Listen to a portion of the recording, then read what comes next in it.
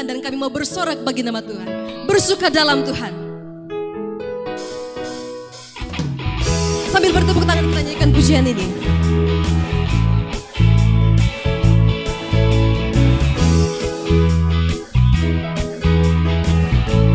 Hari ini hari yang telah dijadikan Tuhan, mari kita bersuka.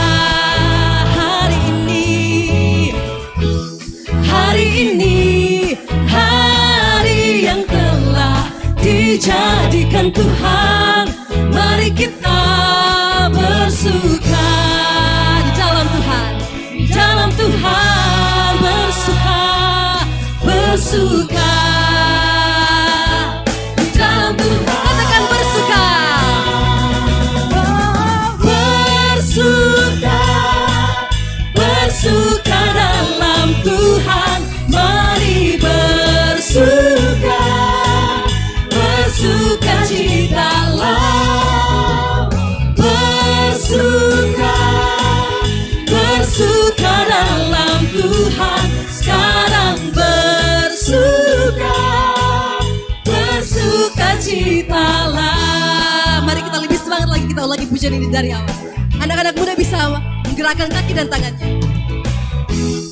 Hari ini hari yang telah dijadikan Tuhan, mari kita bersuka. Hari ini hari yang telah dijadikan Tuhan, mari kita bersuka. Kita bersuka di dalam Tuhan, di dalam Tuhan bersuka, bersuka di dalam Tuhan bersuka, bersuka, bersuka dalam Tuhan, mari bersuka, bersuka citalah, bersuka, bersuka dalam Tuhan, sekarang bersuka, bersuka citalah. Pujilah Tuhan, hai segala bangsa, megahkanlah Dia, hai segala suku-suku bangsa, sebab kasih-Nya hebat atas kita dan kesetiaan Tuhan untuk selama-lamanya. Kita nyanyikan pujian bersyukurlah.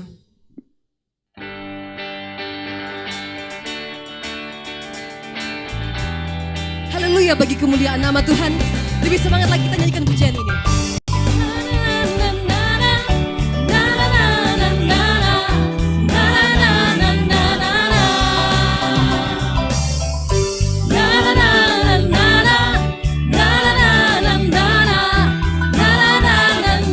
Sama-sama kita katakan haleluya, ku memuji.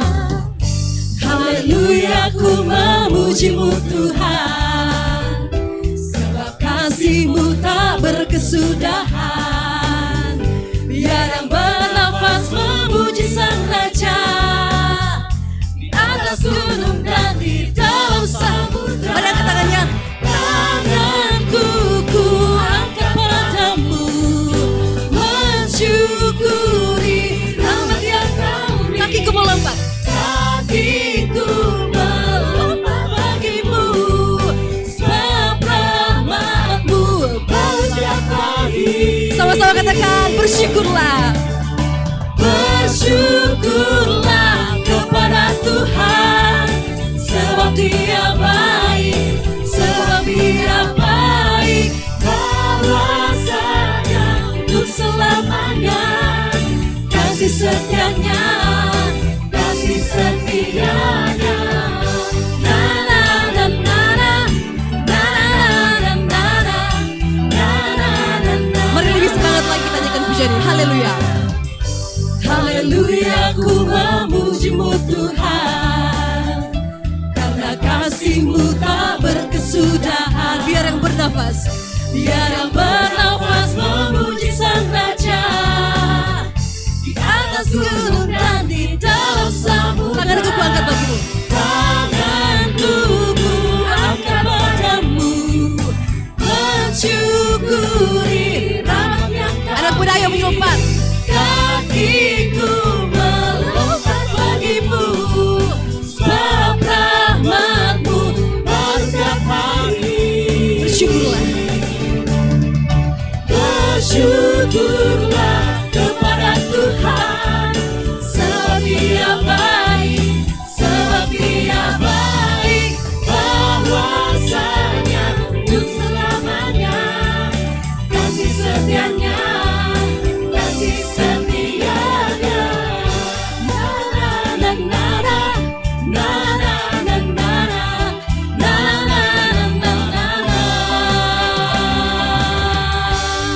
kemuliaan bagi Tuhan.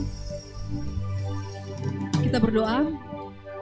Kami bersyukur untuk hari yang telah Engkau jadikan. Kami bersyukur atas keselamatan yang telah Engkau kerjakan di Kalvari untuk menebus dosa-dosa kami Tuhan. Kami bersyukur untuk tangan dan kaki yang boleh menari-nari memuji Engkau saat ini. Untuk hati yang mau datang untuk disegarkan imannya dalam kebaktian ini Bapak. Kami cover, kami bawa semua ke dalam tangan kakimu Bapak. Biarlah Engkau yang mengatur dari awal pertengahan hingga berakhirnya kebaktian ini. Engkau bekerja di atas kami, kuasamu berdaulat di atas kami semua. Engkau lawat kami Bapak, buka hati kami untuk merasakan jamahan kasih-Mu, dan kami pulang dengan kesegaran iman, kami pulang dengan komitmen yang baru, kami pulang dengan semangat yang baru. Terpuji nama-Mu Tuhan, kami bawa ibadah ini ke dalam tangan kuasa-Mu. Haleluya, amin. Silakan duduk Bapak Ibu Saudara.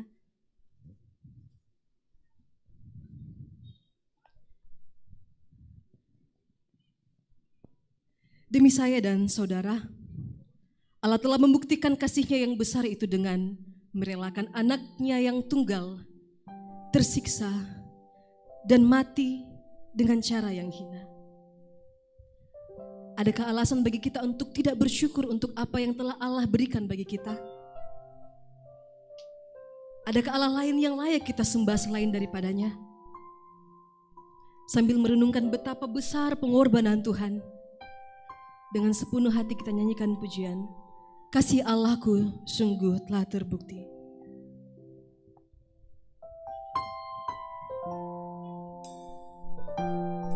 Dia menyerahkan putra tunggal yang dikasihinya.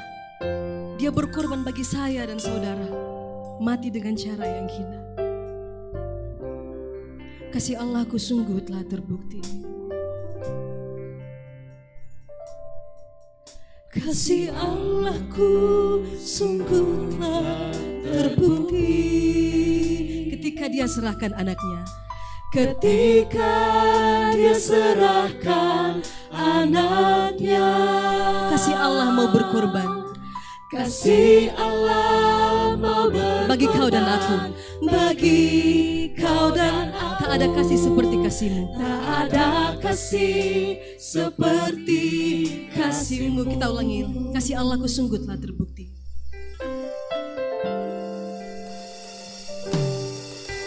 Kasih Allahku sungguh telah terbukti.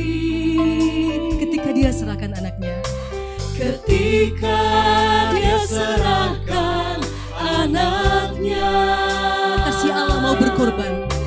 Kasih Allah mau berkorban bagi kau dan aku. Tak ada kasih seperti. Mari bawa syukur kita kepada Tuhan. Bersyukur, bersyukur, bersyukurlah. Bersyukur, bersyukur, bersyukurlah. Bersyukur atas kasih setiamu. Ku sembah, ku sembah, ku sembah, ku sembah dan ku sembah. Selama hidupku ku sembah Kau Tuhan. Bersyukur, bersyukur, bersyukur, bersyukurlah. Bersyukur karena kasih setiamu. Ku sembah, ku sembah, ku sembah dan ku sembah. Selama hidupku ku sembah Kau Tuhan. Selama hidupku ku sembah Kau Tuhan. Selama hidupku ku sembah Kau Tuhan.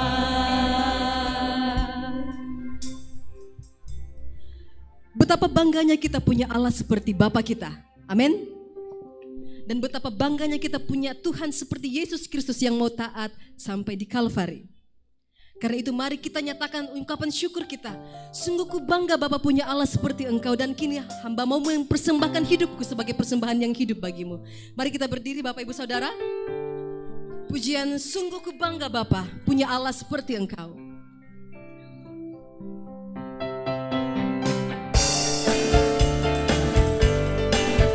Mari nyatakan sukacita kita di hadapan Tuhan. Sungguh ku bangga Bapa punya Allah seperti Engkau.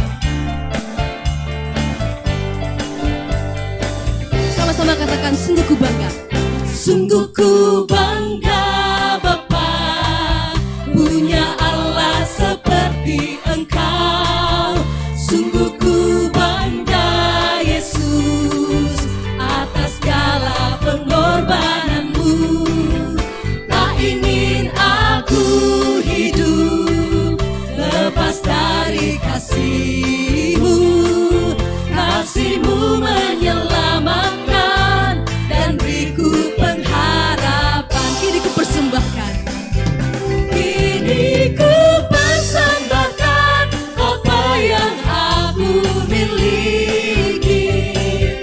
Memang tiada berarti bila dibanding dengan kasih-Mu.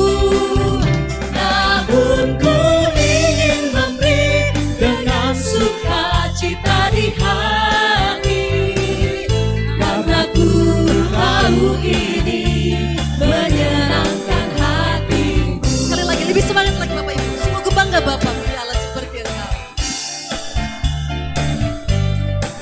Sebagai ungkapan syukur kita di hadapan Tuhan, sungguh ku bangga. Sungguh ku bangga Bapa, punya Allah seperti Engkau. Sungguh ku bangga Yesus atas segala pengorbananmu. Tak ingin aku hidup lepas dari kasih. Kasih-Mu menyelamatkan. Kasih-Mu menyelamatkan dan beriku pengharapan. Kini ku persembahkan, kini ku persembahkan apa yang aku miliki. Memang tiada berarti bila dibanding dengan kasih-Mu.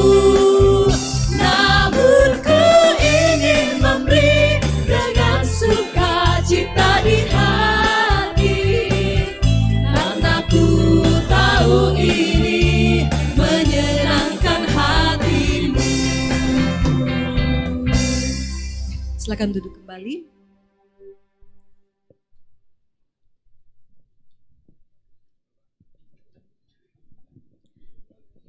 Sebelum kita masuk lebih dalam kebaktian kita, saat ini kita akan mendengarkan sapaan kasih yang akan dibawakan oleh Ketua Pengurus Pusat Persekutuan Kaum Bapak Gereja Toraja, yang dengan kasih dan hormat Bapak Frederick Victor Palimbong disilakan.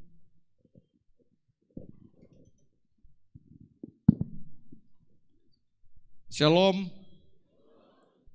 selamat sore, salam PKB, salam PKB.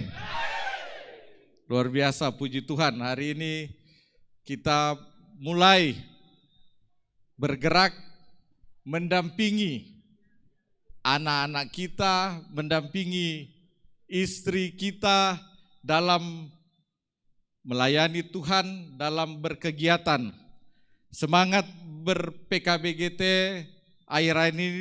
akhir-akhir ini sudah meningkat, dan semoga kaum bapak sama seperti anak-anaknya dan istri-istrinya semangat dalam berkegiatan. Kita tidak hanya mengantar, tapi kita juga aktif dan juga menemani. Atas nama pengurus PKBGT, saya menyampaikan terima kasih kepada semua pihak yang telah aktif berkontribusi dalam persiapan dan dalam penyelenggaraan kebaktian penyegaran iman pada sore hari ini. Terima kasih juga kepada Bapak Pendeta Yandi Manobe yang telah meluangkan waktunya untuk datang. Ini kali pertama beliau berkunjung di Toraja. Selamat datang Pak Yandi. Secara khusus juga perkenankan saya menyampaikan terima kasih kepada Jemaat Rantai Pao, majelis dan anggota yang sudah menyiapkan tempat ini, juga tentunya kepada ketua, pengurus dan segenap anggota PKB Jemaat Rantai Pao. Terima kasih juga ada Forkopimda di sini dari Tanah Toraja dan Toraja Utara, juga ada Ketua PGPI.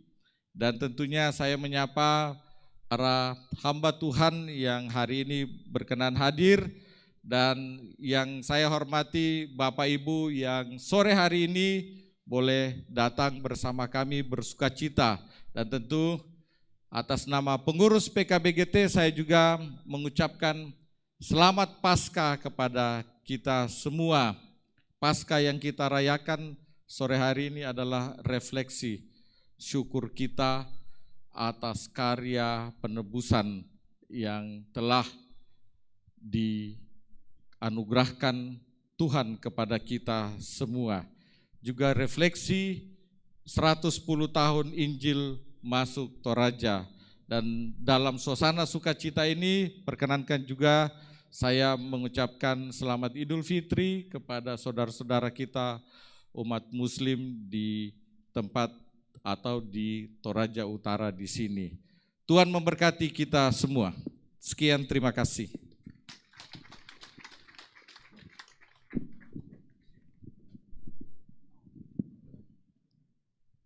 Baik, ini PKBGT mau menyatakan Pak Yandi ini sebagai laki-laki dan sebagai muane. Dan karena itu akan dilakukan penyematan sarung dengan pasapu. Kalau muane dalam bahasa Toraja Pak itu dalam pengertian seorang laki-laki gentleman. Sama ya? Silakan. Bisa di depan supaya memang kelihatan laki-laki. Salam PKB! Pak Yandi sudah belajar salam PKB kemarin di Makassar.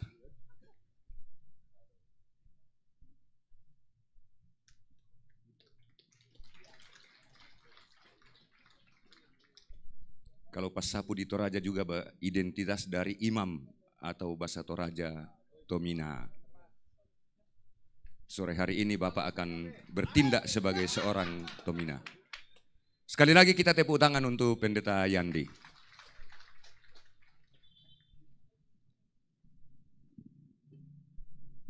Untuk memulai ibadah kita, mungkin rekan-rekan yang akan mengambil bagian dalam ibadah ini, kita masuk dalam gedung gereja untuk berdoa sama-sama.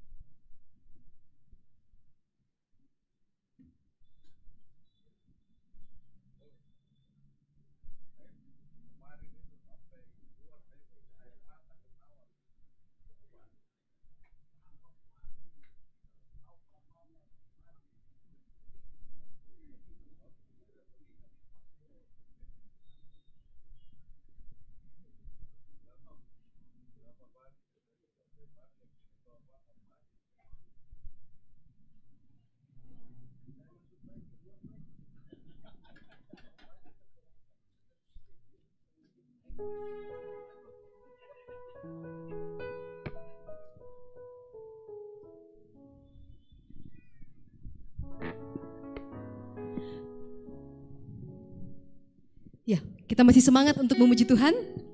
Belum capek berdiri ya Bapak Ibu Saudara. Ya, bersyukur. Sebab itu marilah kita oleh Dia senantiasa mempersembahkan kurban syukur kepada Allah, yaitu ucapan bibir yang memuliakan namanya. Dengan penuh sukacita kita nyanyikan pujian segala puji syukur. Mari berdiri Bapak Ibu Saudara.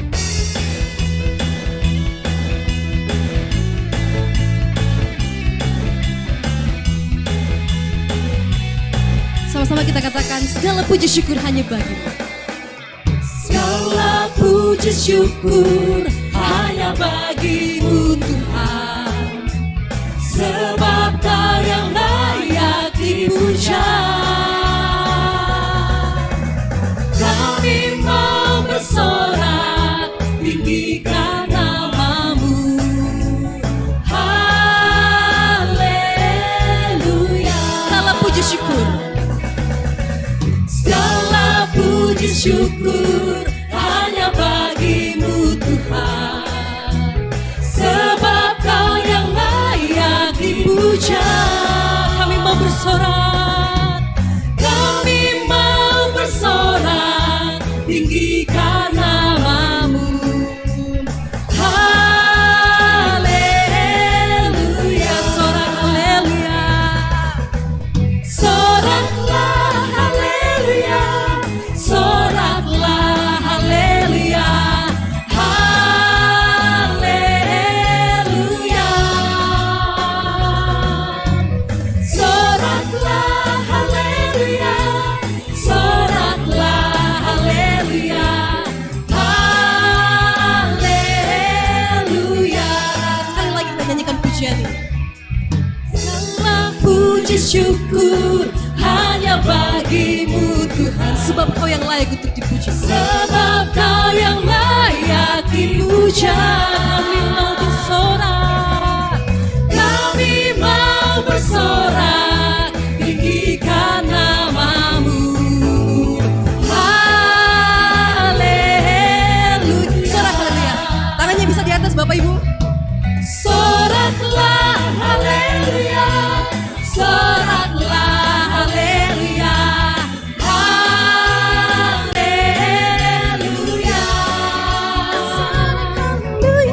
Soraklah haleluya. Soraklah haleluya.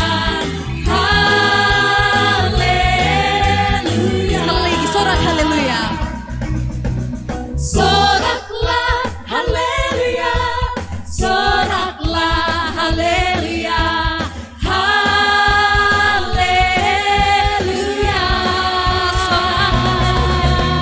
Soraklah haleluya.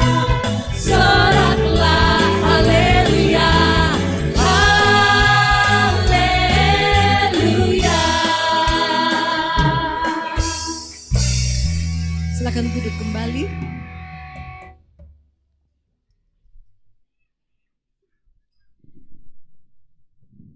Firman-Mu ditemukan dan aku menikmatinya. Dan firman-Mu bagiku sukacita dan kesukaan hatiku. Saat ini kita akan mendengarkan firman Tuhan yang akan dibawakan oleh Bapak Pendeta Yandi Manobe, yang oleh anugerah Tuhan boleh bersama-sama dengan kita saat ini. Mari siapkan hati kita saudara dengan menyanyikan pujian, Kusiapkan hatiku Tuhan.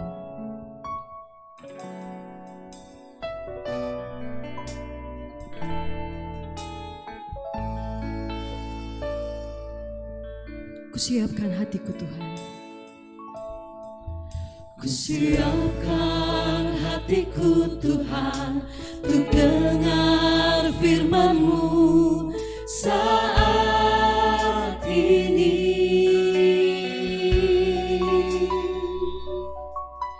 Aku sujud menyembah Engkau dalam hadirat-Mu saat ini. Curahkanlah pengurapan-Mu.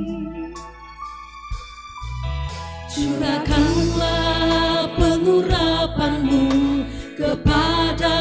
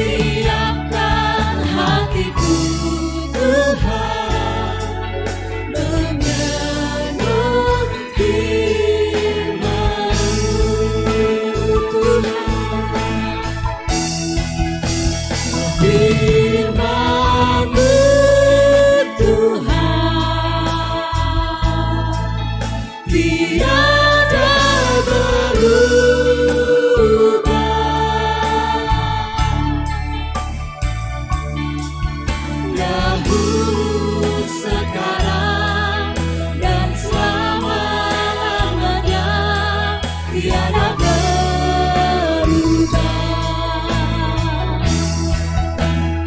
Firman-Mu Tuhan, penolong hidupku.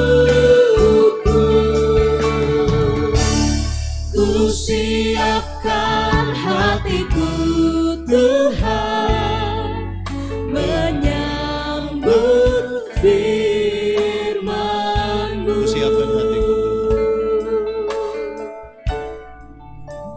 Siapkan hatiku Tuhan, menyambut firman-Mu. Saudara-saudara, mari kita berdoa. Ya Tuhan Allah, kami mohon kepadamu, kuatkanlah dan teguhkanlah iman kami, supaya waktu di mana kami belajar firman Tuhan, biar ini menjadi waktu paling baik buat kami. Tuhan, tolong jauhkan semua penggoda pencobaan, baik di dalam kami, baik di sekitar kami, supaya di dalam nama-Mu kami belajar firman Tuhan. Terima kasih banyak Tuhan, kami rindu pada firman-Mu. Berfirmanlah bagi kami Tuhan, di dalam nama Yesus firman yang hidup itu kami berdoa. Amin. Mari silakan duduk. Bapak Ibu saudara-saudara, shalom. Dalam sukacita kita di hari ini, saya mau ajak kita renungkan ulang satu bagian pembacaan Alkitab ini menurut surat Efesus pasal 6 ayat 10 sampai ayat yang ke-20. Efesus pasal 6 ayat 10 sampai ayat yang ke-20, yang sudah dapat katakan amin. Amin, betul. Separuh tidak buka Alkitab juga amin itu. Efesus 6 ayat 10 sampai ayat yang ke-20. Perlengkapan rohani. Akhirnya, hendaklah kamu kuat di dalam Tuhan, di dalam kekuatan kuasa-Nya. Kenakanlah seluruh perlengkapan senjata Allah supaya kamu dapat bertahan melawan tipu muslihat iblis. Karena perjuangan kita bukanlah melawan darah dan daging, tetapi melawan pemerintah-pemerintah, melawan penguasa-penguasa, melawan penghulu-penghulu dunia yang gelap ini, melawan roh-roh jahat di udara. Sebab itu, ambillah seluruh perlengkapan senjata Allah supaya kamu dapat mengadakan perlawanan pada hari yang jahat itu, dan tetap berdiri sesudah kamu menyelesaikan segala sesuatu. Jadi, berdirilah tegap, berikat pinggangkan kebenaran, dan berbaju sirakan keadilan. Kakimu berkasutkan kerelaan untuk memberitakan Injil damai sejahtera.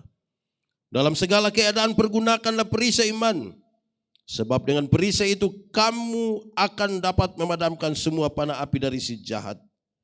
Dan terimalah ketopong keselamatan dan pedang roh, yaitu firman Allah. Dalam segala doa dan permohonan, berdoalah setiap waktu di dalam roh, dan berjaga-jagalah di dalam doamu itu, dengan permohonan yang tak putus-putusnya untuk segala orang kudus, juga untuk aku, supaya kepadaku jika aku membuka mulutku dikaruniakan perkataan yang benar, agar dengan keberanian aku memberitakan rahasia Injil yang kulayani sebagai utusan yang dipenjarakan. Berdoalah supaya dengan keberanian aku menyatakannya sebagaimana seharusnya aku berbicara. Demikian firman Tuhan. Berbahagia setiap orang yang mendengar firman, memelihara dan melakukan dalam hidup setiap hari. Shalom. Lebih kuat sedikit. Shalom. Saya senang sekali saudara-saudara, karena sebenarnya ini acara kaum bapak, tapi lebih banyak ibu-ibu. Itu luar biasa. Biar tepuk tangan kasih ibu-ibu. Tapi ibu-ibu tahu bahwa itulah pengaruh bapak-bapak. Karena kalau ibu-ibu bikin acara, bapak-bapak hanya antar.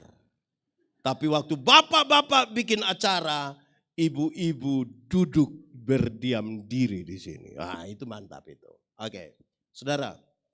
Paulus meninggalkan jemaat di Efesus. Padahal jemaat itu jemaat yang kecil.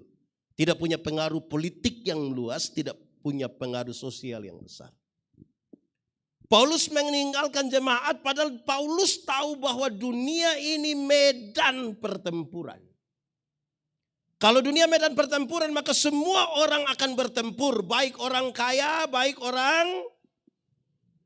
orang kota, baik orang pintar, baik orang. Paulus mendefinisikan. Musuh kita ada dua. Satu musuh yang kelihatan. Dan yang kedua musuh yang tidak kelihatan. Kalau musuhnya kelihatan mungkin gampang. Dia datang dari sana ya kita lari toh. Atau kalau pegang batu, kalau pegang pistol, itu kalau musuhnya. Lalu bagaimana kalau musuhnya tidak kelihatan? Itu jadi masalah. Corona itu termasuk kelihatan atau tidak kelihatan? Tidak. Kalau iri hati termasuk kelihatan atau tidak kelihatan? Kadang-kadang kelihatan. Di sini ada orang yang biasa iri hati. Ibu-ibu atau bapak-bapak. Tapi ada di Rantai Paus ini ada. Ada ikut ibadah. Dia pakai baju warna apa sebenarnya? Saudara, iri hati ialah lebih baik saya rugi asal engkau rugi lebih banyak daripada saya untung tapi engkau untung lebih. Saya pakai contoh saja. Ada dua orang yang biasa iri hati, mereka berdua berdoa kepada Tuhan. Karena Tuhan tahu mereka tukang iri hati, Tuhan suruh malaikat bicara dengan orang itu. Malaikat datang bilang begini, karena kamu dua biasa iri hati maka Tuhan bilang hanya satu yang boleh meminta, yang satu diam-diam saja. Tapi yang meminta ini kalau dia meminta sesuatu maka yang tidak minta dapat 2 kali lipat. Contoh, kalau saya minta motor 1 maka Pak Dedi akan dapat motor 2. Di antara kamu dua siapa yang berani berdoa? Dua-dua tidak mau. Dua-dua tidak mau, ini bahaya ini. Akhirnya tarik undian. Ya apa pendeta Yandi yang harus berdoa untuk meminta? Ini bahaya. Kalau saya minta kaya pasti Pak Dedi lebih. Ini bahaya. Akhirnya saya bilang begini, sudah Tuhan kasih saya punya mata buta 1.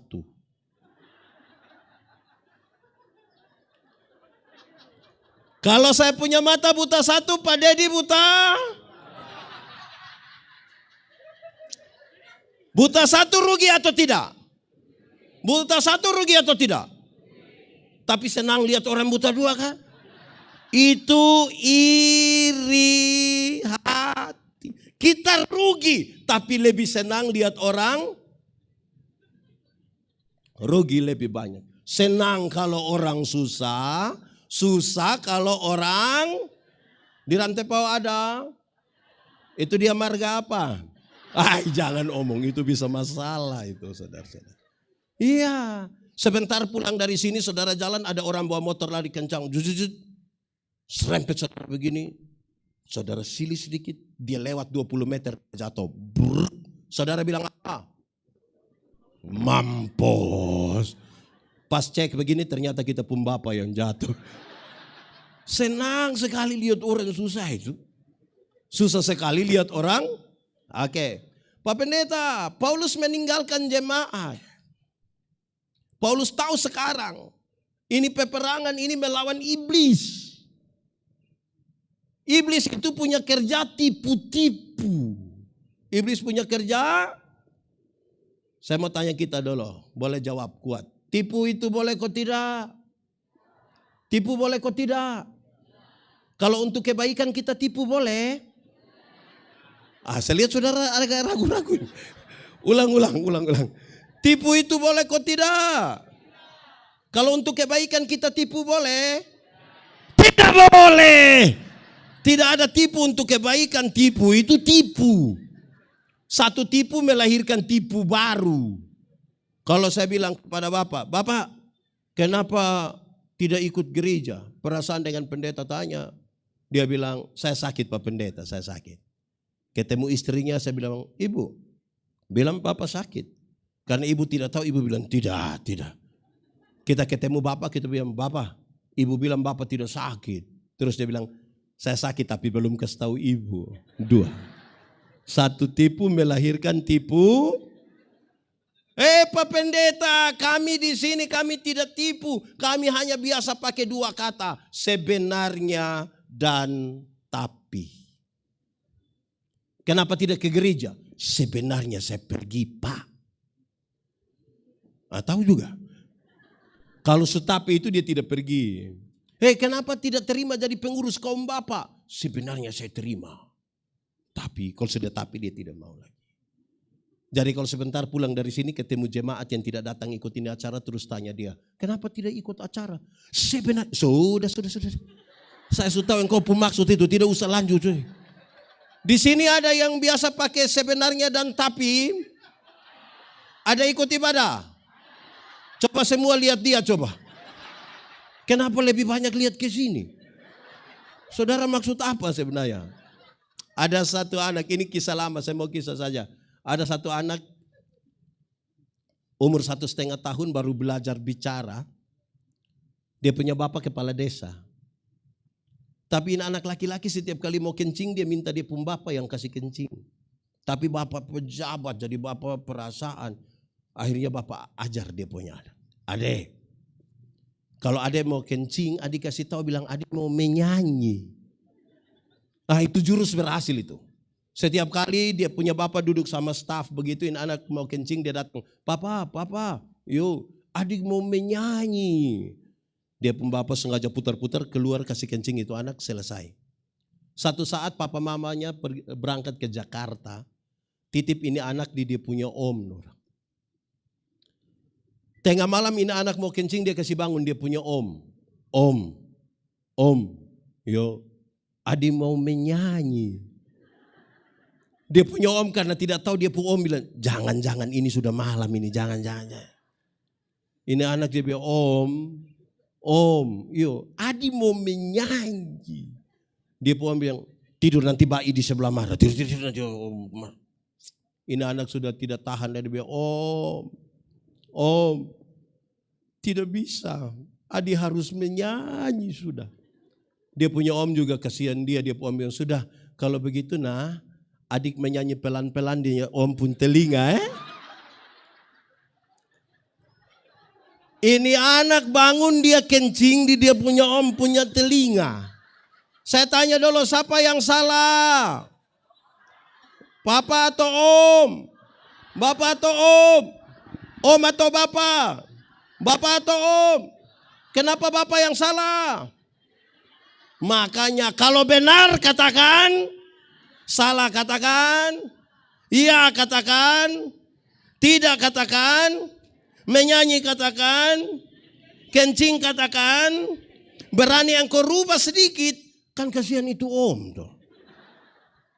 Nah kita sementara berhadapan dengan pekerjaan iblis yang suka tipu. 110 tahun Injil masuk di sini, pekerjaan tipu-tipu itu masih ada kok tidak? Masih ada kok tidak? Saya berharap jangan ada dusta di antara kita. Nah itu dia punya soal. Pak Pendeta, Paulus meninggalkan jemaat, Paulus pergi ke mana? Paulus masuk penjara.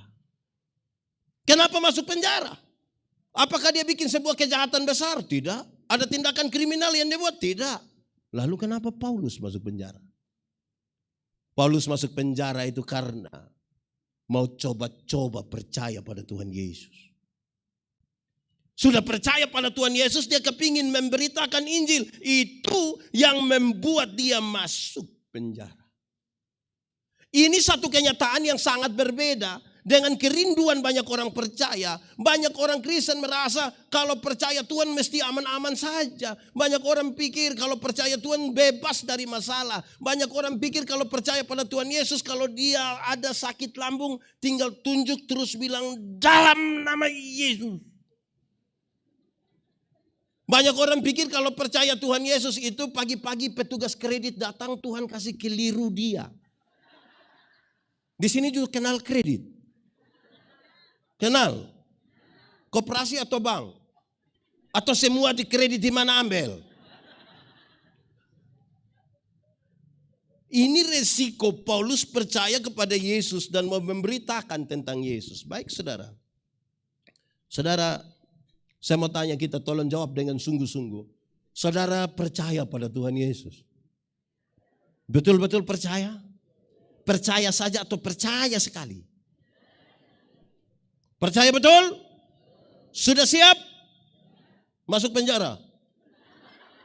Saya lihat saudara ragu-ragu ini. Percaya? Sudah siap? Masuk? Oke, saudara. Di penjara itulah dia berjumpa dengan ini serdadu-serdadu. Dia lihat dari ujung kaki sampai ujung kepala. Berdasarkan gambaran itulah sekarang dia mengajar kepada jemaat yang dia tinggalkan. Kamu hanya jemaat kecil. Kamu tidak punya pengaruh politik yang kuat. Tapi sekarang dengarkanlah ajaran ini. Satu, dia bilang begini.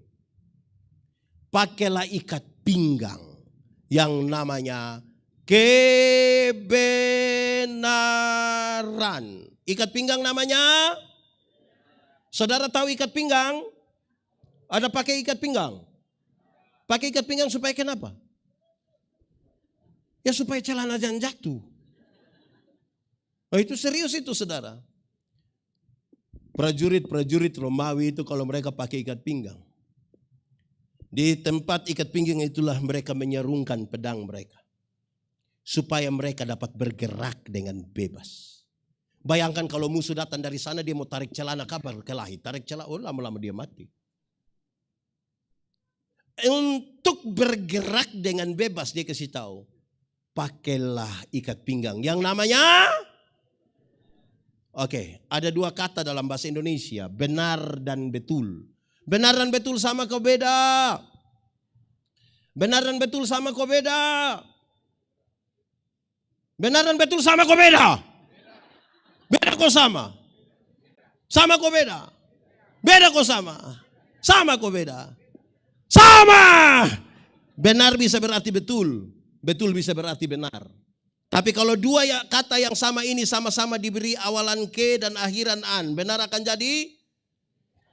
Betul akan jadi? Masih sama artinya? Tidak, kebenaran arti lain, kebetulan arti lain. Sekarang mau tanya, kalau kita masih hidup hingga hari ini, kebenaran atau kebetulan? Kebenaran. Kalau hari ini kita ikut kebaktian penyegaran iman di sini, kebenaran atau kebetulan?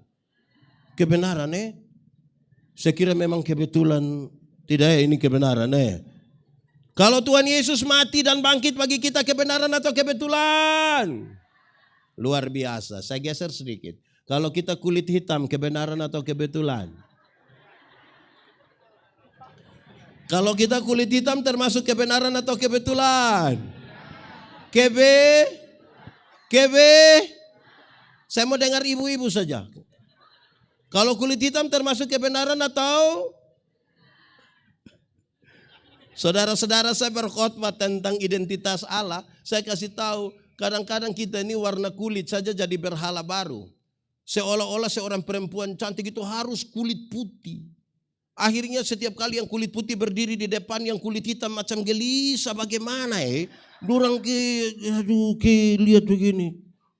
Ada lagu dulu bilang biarlah yang hitam. Jangan harapkan mau pakai okerju tidak bisa. Saudara pakai pemutih maaf di wajah saja, leher ke bawah gelap lagi dan saudara akan bermasalah sekali. Kalau kita rambut keriting kebenaran atau kebetulan? Kebenaran atau kebetulan? Mantap sudah. Saudara, saya suka bilang begini. Coba saudara ikuti semua iklan kecantikan rambut di televisi.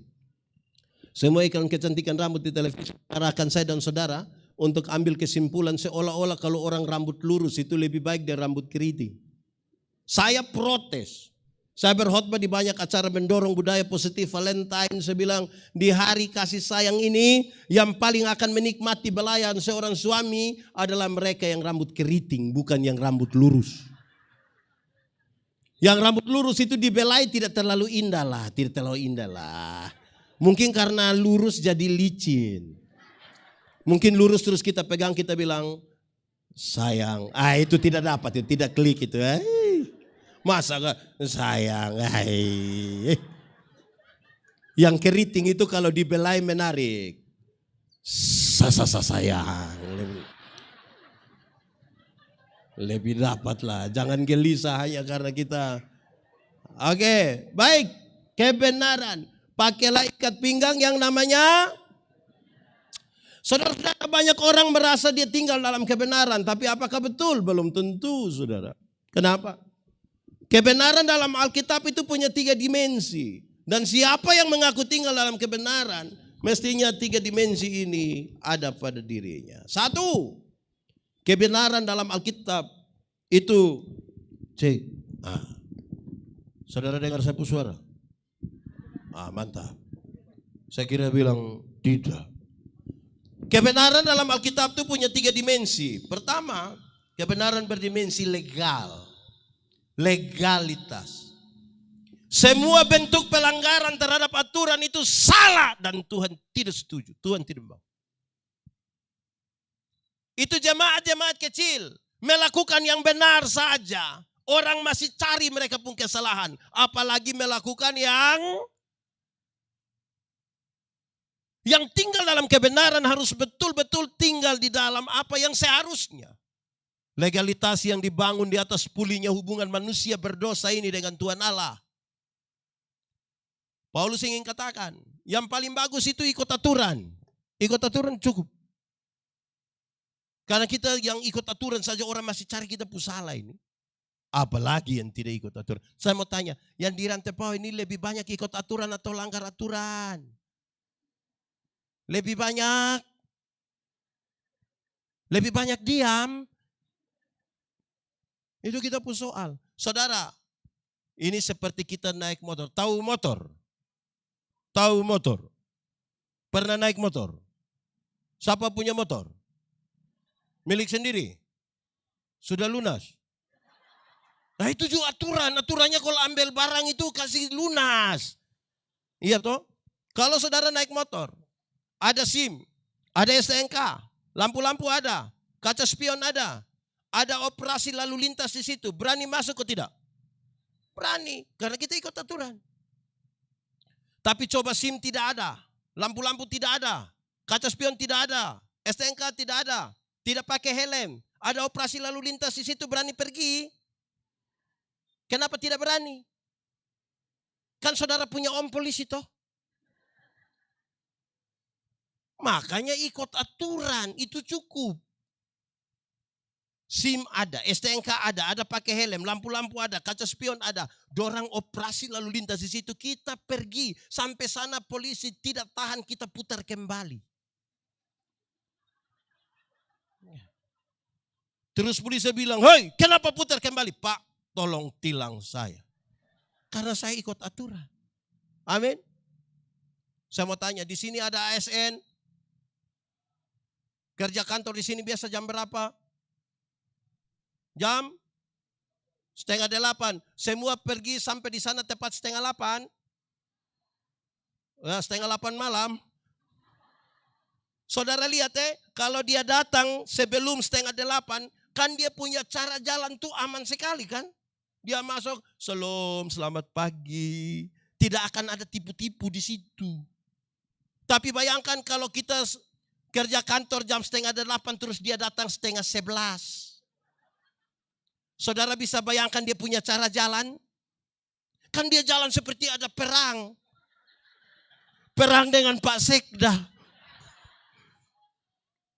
Dia sembunyi-sembunyi terus tiba-tiba ada yang korek. Dia bilang, aduh, sebenarnya saya tidak terlambat. Tapi, betul. Di sini ada ASN yang biasa terlambat. Ada duduk di sini. Laki-laki atau perempuan? Nah, dorang pakai baju warna apa? Kebenaran itu ikut aturan, legal. Kedua, kebenaran dalam Alkitab itu berdimensi moral, moralitas. Moralitas itu kesatuan antara pikiran, perkataan, dan perbuatan. Kebenaran itu punya moral. Kenapa? Karena tidak semua yang kelihatan baik dibangun di atas moralitas yang benar. Belum tentu. Makanya Paulus menyatakan, apapun yang kamu perbuat, apapun, perbuatlah dengan segenap hatimu. Seperti untuk, dan bukan untuk. Saudara tahu bahwa yang kelihatan baik itu belum tentu benar toh. Contoh, ingat, tidak semua senyum tulus. Saya datang, saya bilang, salam, sudah bilang, salam. Saya lewat baru separuh. Betul kok tidak? Itu kita pun soal. Lakukanlah dengan tulus. Kebenaran punya dimensi moral. Jadi siapa yang tinggal dalam kebenaran, taat pada aturan. Tapi yang kedua, punya moral. Itu kebenaran. Saya mengajar ilmu berkhotbah. 1-2 orang tanya saya, pendeta, khotbah yang baik itu yang bagaimana? Saya bilang, engkau pemaksud. Khotbah yang baik itu tulis atau tidak tulis. Berapi-api atau berair-air. Saya bilang khotbah yang baik itu bukan soal tulis atau tidak tulis. Bukan soal berapi-api atau berair-air. Khotbah yang baik ialah, pakai bahasa Kupang, omong karmana, bikin, jangan omong lain, bikin. Di sini ada yang biasa omong lain, bikin lain. Ada orang yang bahkan lebih parah, pikir lain, omong lain, bikin lain. Hasilnya kelainan. Jadi kalau saudara ketemu orang kelainan itu kan tidak sinkron semua. Pernah lihat orang kelainan? Pernah? Tadi? Saudara ini kayak apa kok?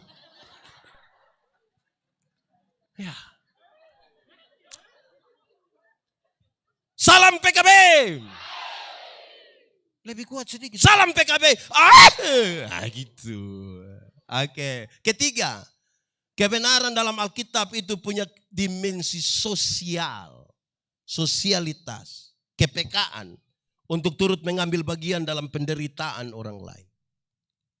Solidaritas. Kenapa Tuhan Yesus mau mati bagi kita? Karena dia solider dengan kita. Saudara tahu bahwa gereja ada di mana-mana, orang Kristen banyak di mana-mana. Tapi solidaritasnya kecil sekali. Saudara, pernah belanja di swalayan? Di mall pernah? Pernah tawar di swalayan? Pernah? Pernah tawar di mall? Ada yang berani tawar, kita bilang engkau bikin malu-malu saja. Beli pemilik swalayan, pemilik mall orang kaya atau orang miskin? Beli di orang kaya tidak tawar. 99.900, dia ambil 100.000 dia kasih. Orang kasih permen satu, bonbon satu. Dia bilang, kau ambil saja, jangan ukur saya dengan itu barang. Tapi kalau pagi-pagi dia beli sayur di nenek-nenek ada lewat. Itu tawar kok tidak? Tahu juga tawar.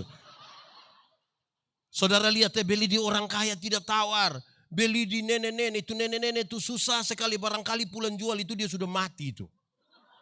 Itu penawaran mengerikan. Kadang-kadang kita bilang, nenek, sayur berapa? Ini nenek sudah senang ini, 3.000. Dia sengaja kaget. Hah? 3.000? Bisa 9.000 kah? Kadang-kadang tambah satu kalimat di belakang. Bisa 9.000 kak, kan nenek don tanam sendiri juga. Itu kalau saya yang jual, saya bilang bawa free saja, bawa gratis saya bawa. Tawar sayur 3.000 jadi 9.000 padahal turun dari mobil Innova. Di tangan kanan ada iPhone terbaru. Di tangan kiri masih ada Samsung terbaru. Di dalam tas masih ada Nokia lagi. Pakai rantai salib yang berat 1 kilogram. Tawar sayur 3.000 jadi 9.000. Wih, terlalu durhaka itu saudara. Ibu-ibu. Ibu-ibu. Mulai besok tawar sayur kebalik dari itu. Kalau tanya itu nenek-nenek. Nenek sayur berapa? Dia bilang 3.000. Maaf nenek, bisa 1 3.000?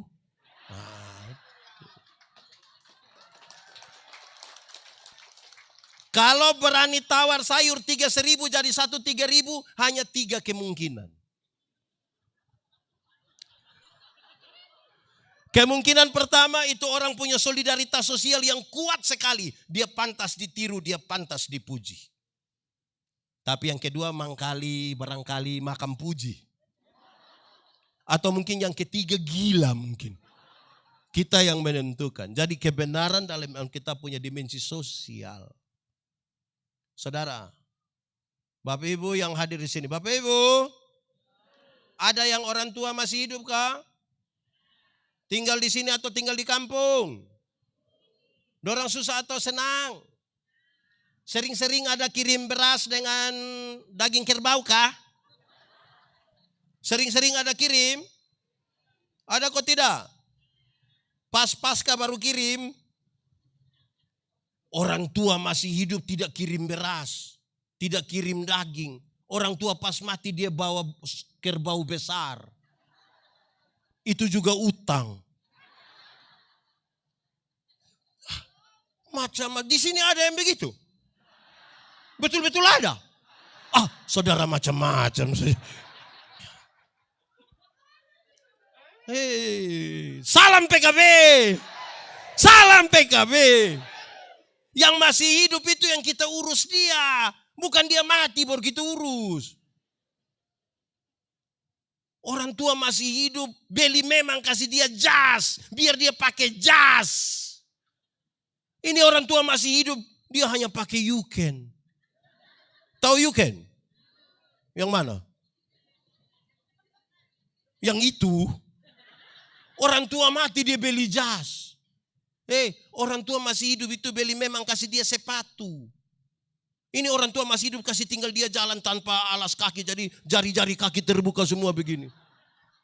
Pas mati dia beli sepatu. Nah sepatu mana mau masuk di jari kaki yang macam 5 Pancasila begini. Aneh sekali. Di sini juga ada. Jujur angkat tangan disapa pun keluarga.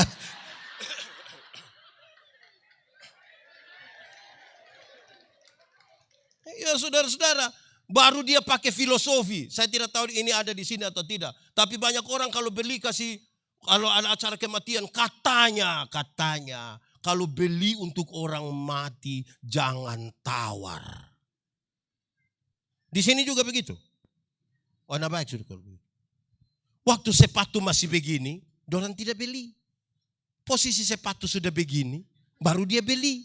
Memangnya mau naik begini ke surga? Baru ada harga lagi di bawah sini lagi. Aneh-aneh saja. Susah betul. Bapak Ibu. Suami istri masih ada tuh yang baku sayang sudah. Ini tiap hari baku pukul suami istri. Di sini ada suami istri baku pukul tiap hari. Saudara tidak menikah dengan petinju.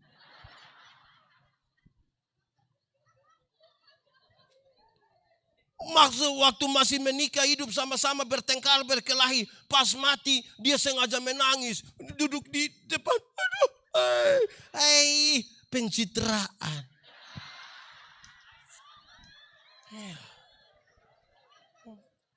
Baku sayang memang sudah. Yang sekarang.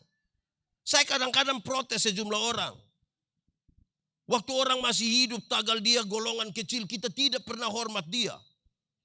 Pas dia mati membawa kata sebutan pergi hormat di orang mati. Yang hidup itu yang kita hormat. Mati hormat dia supaya apa? Kepekaan sosial itu menjadi penting bagi orang-orang yang katanya hidup dalam kebenaran. Ini Injil 110 tahun saudara. Oke. 1. Ikat pinggang nama. 2. Pakailah baju zirah, pakailah baju perang yang namanya keadilan. Baju zirah namanya, dia ingin menyampaikan kepada kita, kebenaran tidak boleh berdiri sendiri tanpa keadilan. Di mana ada kebenaran, keadilan mesti ada di situ. Di mana ada keadilan, kebenaran mesti ada di situ. Seperti satu mata uang dengan dua sisi yang berbeda. Saudara, keadilan dibutuhkan untuk apa? Keadilan itu dibutuhkan supaya semua tuduhan yang dituduhkan kepadamu menjadi palsu. Ini jemaat kecil. Waktu mereka berdoa, orang bilang kepada mereka, lihat itu orang-orang mabuk itu ada berdoa di sana. Mereka sering dihina, dibuli. Engkau harus melakukan keadilan sebagai pendamping dari kebenaran. Jangan marah. Saudara lihat, waktu murid-murid dapat pencurahan Roh Kudus. Orang-orang bilang, hei, mereka itu mungkin ada mabuk. Apa yang Petrus katakan? Mereka tidak mabuk. Karena baru jam 9 pagi. Masa pagi-pagi sudah mabuk? Di sini biasa mabuk jam.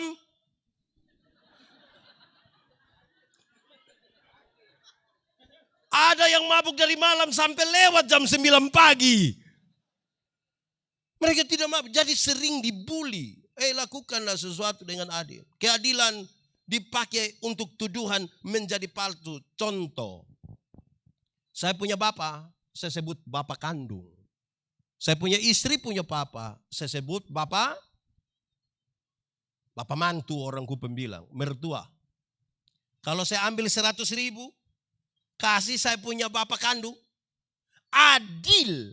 Kalau saya ambil 100.000, kasih saya punya mertua. Supaya ketika saya kasih 100.000 di saya punya bapak kandung, istri lihat dan dia marah-marah. Engkau kasih, engkau punya papa uang terus. Tanpa saya bicara, dia punya bapak yang bilang, engkau jangan marah, engkau pun suami. Dia juga kasih saya 100.000. Tuduhan menjadi palsu. Amin. Di sini ada yang biasa kasih uang di orang tua pakai sembunyi-sembunyi. Sembunyi dari istri ada? Sembunyi dari istri atau sembunyi dari suami? Dia pegang begini, kucak-kucak itu uang, baru dia panggil dia orang tua. Ambil cepat. Ambil cepat karena ada serigala di belakang. Di rantai bawah ada begitu. Itu orang-orang ada di sini kah? Hei, lakukanlah sesuatu dengan adil. Itu cukup. Adil itu saudara, kalau engkau menuntut hak, lakukan juga apa? Kewajiban. Jangan hanya tuntut hak. Pemalas gereja.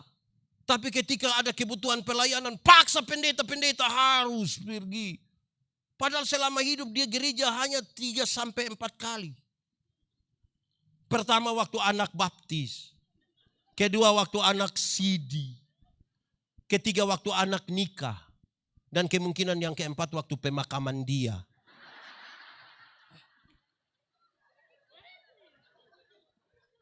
Salam PKB. Bapak-bapak rajin gereja. Ini bapak-bapak dong juga satu, ini bapak-bapak dong ini.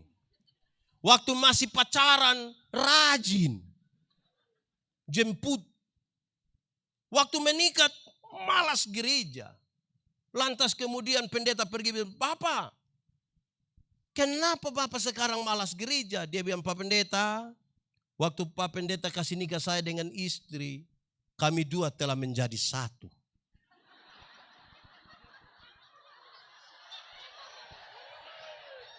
Jadi istri kalau sudah pergi, itu sama dengan papa juga sudah. Di sini ada suami macam begitu. Siapa punya suami coba jujur biar kita berdoa.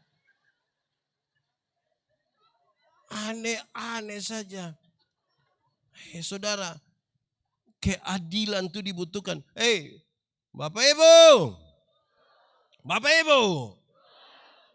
Keadilan itu menjadi penting supaya saudara pernah kok tidak mengalami sebuah keadaan di mana saudara dituduh oleh orang. Pernah? Apalagi itu tuduhan itu tidak benar. Pernah? Lalu saudara sibuk untuk jelaskan di Facebook.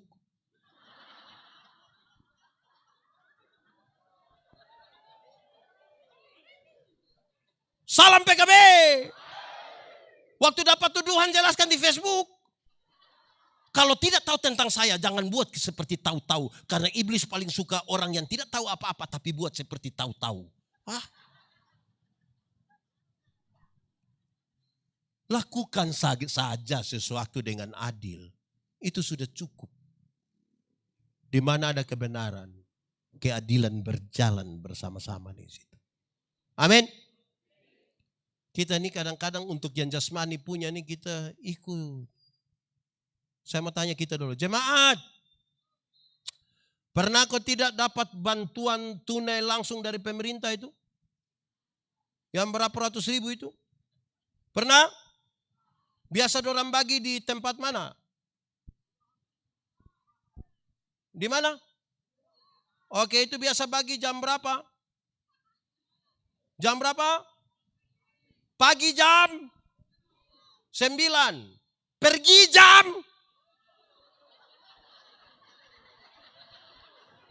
Baginya jam 9, pergi jam. Kenapa bagi jam 9 lalu 4:30 saudara sudah pergi? Lalu datang gereja jam 7 dia datang 11:30. Lah, adil di mana? Yang nona. Di sini tidak ada nona. Nenek-nenek semua. Nona. Menikahlah dengan laki-laki yang takut Tuhan. Dia akan mengasihi engkau. Dia akan menyertai engkau. Makanya ajak dia ikut ibadah pemuda. Memang agak berat tapi ajak. Kak, ibadah. Kakak, ibadah. Kakak ibadah, saya antar saja. Ibadah. Kalau dia tidak mau kasih tahu dia, ada kue. Siapa tahu. Ya, di sini ada yang ibadah karena kue ada. Siapa punya pacar itu? Kasih putus. Anak muda, jodoh itu akan datang dengan sendirinya. Itu pun kalau dia tahu rumah.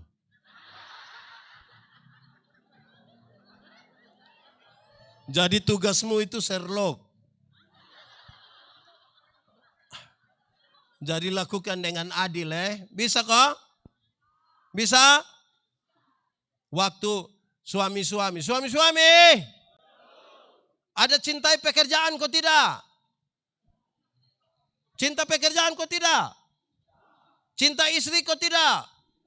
Istri sendiri atau istri orang?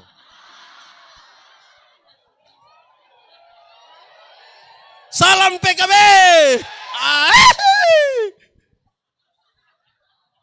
Lakukanlah dengan adil. Bukan adil terhadap orang lain punya istri. Adil terhadap kita punya istri, adil juga kepada pekerjaan. Jangan terlalu mencintai pekerjaanmu sampai engkau lupa mencintai istrimu. Dan jangan terlalu mencintai istrimu sampai lupa mencintai pekerjaanmu. Karena kepada satu Tuhan yang sama engkau berjanji menjadi istri dan suami yang setia. Tetapi kepada Tuhan itu juga engkau mensyukuri dan berjanji melaksanakan tanggung jawab pekerjamu dengan baik. Lakukanlah dengan adil. Sudah 2.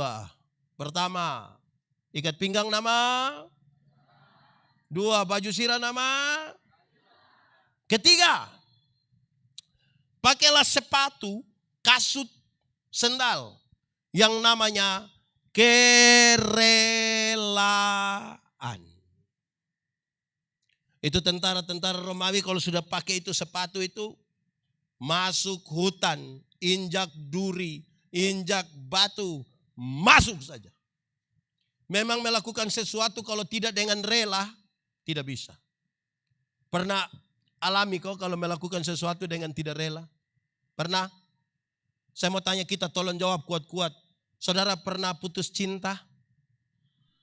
Terus-terus? Pernah putus cinta? Kalau saudara tidak rela dan tidak segera move on, saudara bisa sakit hati dari tamat SMP sampai mati.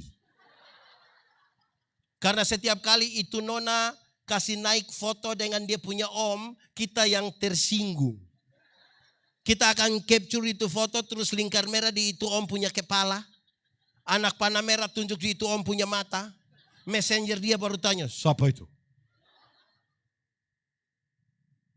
Saudara, lakukan sesuatu dengan rela. Itu baik. Yang datang sini rela semua kok. Pergi ke gereja rela. Waktu ikut acara adat rela. Mulai turun itu. Waktu judi rela. Di sini ada yang biasa judi. Boleh tunjuk orang.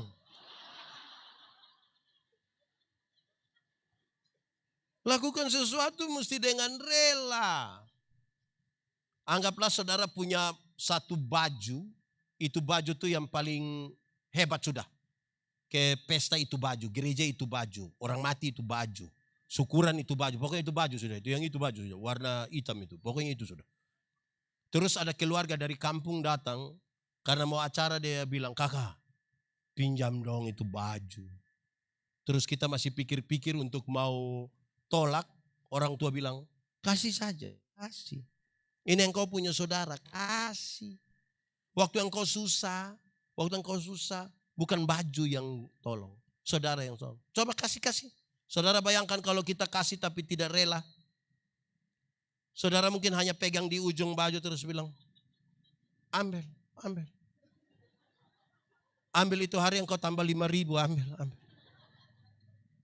Terus dia kan tidak tahu, dia ambil, dia masuk kamar, dia coba ukur, dia keluar, dia tanya, kakak, cocok. Terus kita bilang, iya cocok. Cocok yang engkau punya perut itu, cocok. Buat sesuatu kalau tidak rela, tidak bisa. Tapi bukan itu yang dimaksudkan oleh pembacaan ini. Pembacaan ini kasih tahu. Kerelaan memberitakan Injil damai sejahtera. Saudara harus menyatakan kalau Injil masuk sini 110 tahun, ada berapa jiwa yang sementara saudara bawa datang kepada Tuhan. Itu harus dinyatakan dengan rela. Tuhan tidak bertanya ada berapa gereja saudara bangun. Ada berapa jiwa saudara bawa datang kepada Tuhan. Dan itu harus dilakukan dengan rela. Ada satu waktu. Tuhan Yesus tinggalkan euforia dari beberapa orang, banyak orang karena mereka diberi makan gratis kira-kira 5.000 orang. Tuhan meninggalkan dan pergi ke Gerasa hanya untuk berjumpa dengan satu orang yang kerasukan roh, legion. Berarti roh jahat itu ada kurang lebih 6.000. Saudara bayangkan kalau satu orang kerasukan 6.000 roh jahat. Kita punya teman majelis hanya satu roh jahat, dia punya otak, kita pusing. Apalagi ini 6.000. Itu orang sangat jahat. Bukan saja bagi orang lain. Tapi bagi dirinya sendiri dia sangat-sangat jahat. Dia memukul-mukuli dirinya dengan batu. Bagi beberapa orang, manusia seperti ini mati harusnya. Tapi tidak dengan Tuhan Yesus. Waktu Tuhan Yesus turun dari perahu, roh-roh jahat itu bilang, hei Yesus anak Allah yang hidup, apa urusanmu dengan kami? Rupa-rupanya roh-roh jahat ini pun kenal nama Yesus. Jadi kalau kita baru mengenal nama Yesus, kita belum beda dengan roh jahat. Karena roh jahat juga kenal nama Yesus. Bahkan ketakutan terhadap nama itu. Injil Markus mencatat, di daerah itu ada penjaga-penjaga babi. Tahu babi? Tahu babi? Pernah makan daging babi? Nah itu babi sudah itu. Injil Markus mencatat ada penjaga-penjaga babi menjaga babi kurang lebih berapa ekor? 2.000 ekor. Roh jahat ini meminta supaya mereka keluar dan masuk kepada babi-babi itu. Tuhan Yesus membiarkan dan matilah babi-babi itu. Orang-orang penjaga babi itu kehilangan pekerjaan. Mereka kasih tahu orang-orang di kampung datang untuk usir Yesus. Apakah Tuhan Yesus tega membuat orang kehilangan pekerjaan? Jawabannya tidak. Bahkan tidak sama sekali. Lalu kenapa Tuhan biarkan ada 2000 ekor babi mati? Jawabannya ringan saja saudara. Dalam struktur budaya Yahudi, babi itu haram. Orang Yahudi tidak makan daging babi. Jangan harapkan ada papiung di Yahudi. Tidak ada. Tetapi yang haram ini mereka pelihara 2000 ekor. Sementara ada 1 jiwa yang hampir binasa mereka biarkan. Itu yang Tuhan Yesus marah. Alangkah lebih baiknya ada 2000 ekor babi mati daripada ada 1 jiwa binasa. Sekarang coba kali. Kalau babi 1 ekor harga 2 juta. 2000 ekor berapa? 2000 ekor berapa? 2000 kali 2 juta? 4 miliar harga 1 orang gila waktu itu. 4M. Orang yang masih hidup dikasih keluar uang 4M. Kita punya orang mati baru kasih keluar 5M.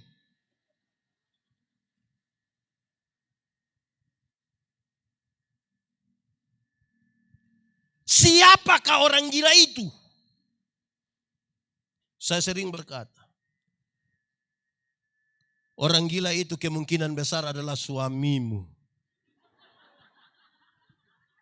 Kemungkinan besar istrimu. Kemungkinan besar anak-anakmu. Kemungkinan besar mertuamu. Kenapa? Saya tidak tahu di sini, tapi ada satu gaya yang biasa dipakai. Ibu-ibu di Kupang itu, kalau mereka pergi ke gereja jalan sendiri, terus kita bilang, ibu, kok datang sendiri? Suami. Terus dia bilang begini, Ini tanda apa? X di sini artinya X faktor. Saudara, itu tanggung jawab kita. Injil itu berita pembebasan, bukan berita menakutkan. Tolong jawab. Kita takut setan atau setan takut kita? Kita takut setan atau setan takut kita? Atau kita dengan setan bakas takut? Yang benar mana? Kita yang takut setan atau setan yang takut kita? Kerinduan kita setan takut kita, kenyataan membuktikan kita takut setan. Banyak orang memberitakan Injil dengan menakut-nakuti. Padahal Injil itu berita pembebasan. Saya berdoa di rumah-rumah sakit bagi nenek-nenek yang sakit berat hampir mati. Saya pergi, saya bilang, nenek, kita mau berdoa nenek. Iya Pak Pendeta. Mungkin saya doa habis nenek sudah mati. Tapi nenek mati masuk surga. Saya jelaskan. Terus dia bilang, Pak Pendeta, mati hari ini atau besok sama saja. Hidup ini milik Tuhan. Tuhan yang beri, Tuhan yang mengambil. Bahkan saudara lihat kekuatan Injil. Bahkan ketika orang pada lorong-lorong kematian pun dia siap untuk itu. Itu pembebasan. Supaya yang takut itu menjadi siap. Supaya kalau ada anak muda satu bilang ke saya, Pak Pendeta, saya rasa saya ini manusia paling berdosa di dunia. Saya akan bilang, anak, adik, Pak Pendeta juga orang berdosa. Tapi engkau jangan takut. Karena kasih Tuhan lebih besar dari kita dua punya kesalahan. Itu pembebasan. Bayangkan kalau ada anak muda datang kasih saya, Pendeta, saya rasa saya manusia paling berdosa di dunia. Ya, saya lihat engkau punya muka ini muka berdosa ini. Saya sudah lihat ini. Engkau ini kalau tidak bertobat nanti kaki tangan patah buang semua ini. Patah buang semua. Berita apa menakut-nakuti? Ada banyak orang Kristen menjelang Paskah mereka suka bawa film-film itu yang diselipkan itu. Film apa itu? Film apa? Putar di kampung-kampung. Orang kampung nonton habis Pak Pendeta, neraka ngeri. Aduh. Saya bilang saya tidak pusing dengan neraka. Tapi pendeta harus tahu. Saya tidak tahu juga apa-apa. Kenapa? Kalau saya masuk surga bukan karena ketakutan hukuman di neraka. Saya masuk surga karena Tuhan Yesus mati ganti saya. Bukan karena ketakutan. Yang rubah kita siapa? Roh Kudus merubah. Tidak ada manusia rubah manusia. Tidak ada. Manusia kalau rubah manusia munafik. Contoh. Ada ibu-ibu larang dia punya suami tidak merokok. Ada? Ya iya, suaminya tidak merokok di rumah.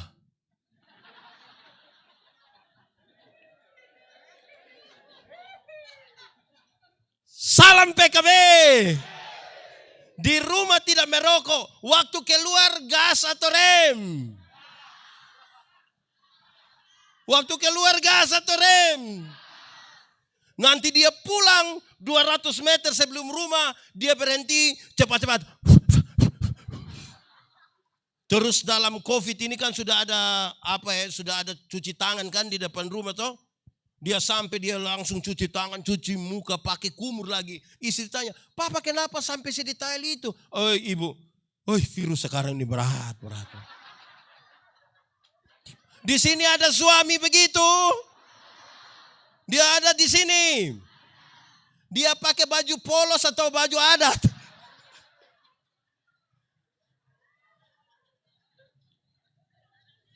Injil itu berita pembebasan. Supaya mereka yang bodoh harus diajar untuk menjadi pintar. Tuhan kita pintar atau bodoh?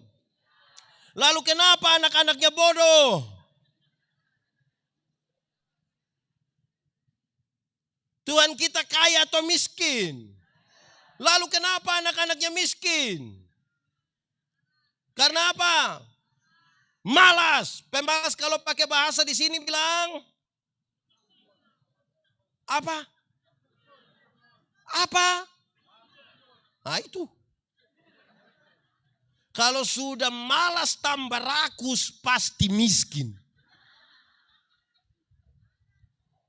Injil memberi pembebasan. Berita dari kita punya tema bilang jangan takut. Jangan takut bukan berarti kehilangan rasa takut. Tapi masalah-masalah dalam hidupmu engkau lalui bersama-sama dengan Tuhan. Saya kasih contoh. Di sini ada mall kah? Bukan yang mall padi itu. Yang mall itu ada toh. Ada itu tangga jalan namanya apa lagi? Nah itu sudah. Terus kita bawa tante dari kampung datang. Terus kita bilang sampai di tangga jalan itu kita bilang, "Tante, ayo. Tante naik." Kan dia bilang, waktu dia tidak mau apa yang saudara lakukan? Kan saudara kasih contoh. Begini.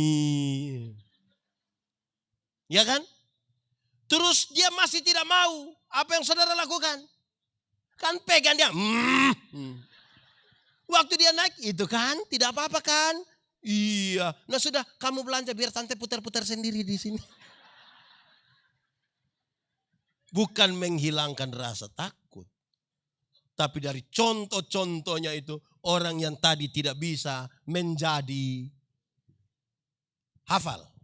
Ikut saya. Belajar ialah. Omong! Belajar ialah. Perubahan tingkah laku. Dari tidak tahu menjadi tahu. Dari tidak bisa menjadi bisa. Ulang. Belajar ialah. Perubahan tingkah laku. Dari tidak bisa menjadi bisa. Dari tidak tahu menjadi tahu. Kenapa saya harus sampaikan ini waktu bicara tentang kerelaan? Karena banyak orang tidak rela melepaskan kesalahan dalam hidupnya. Kita terlalu banyak untuk membenarkan kebiasaan daripada membiasakan yang benar. Ada sukacita? Salam PKB. Saya mau kasih tahu saudara. Segala sesuatu yang menggantikan Tuhan namanya berhala. Apapun. Kadang-kadang ketergantungan kita tidak kepada Tuhan.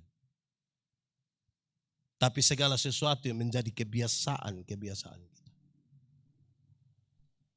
Baru 3. Ikat pinggang namanya. Baju sirah namanya. Sepatu namanya. Pakailah perisai yang namanya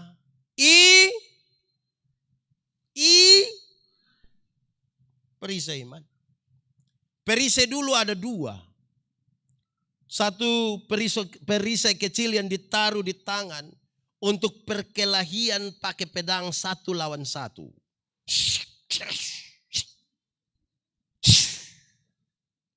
Tapi perisai yang kedua, perisai besar, seperti tudung saji, karena panah dulu bukan sekedar tajam, tapi setiap kali mau panah dorang celup di ter yang panas, dibakar, baru panas 100 sampai 200 satu kali datang. Kalau pakai yang kecil kok mati kita. Mesti pakai yang besar baru sembunyi. Kenapa? Paulus mau kasih tahu jemaat, ingat. Ada banyak hal datang tanpa kita persiapan. Ada banyak hal yang kita tidak duga dia datang. Pakailah perisai namanya iman. Saya mau tanya saudara, tolong jawab. Saudara punya masalah? Tidak usah omong. Saya lihat yang ini muka masalah semua. Masalah ialah kesenjangan antara harapan dan kenyataan. Pakailah perisai namanya apa? Oke, hafal. Iman ialah.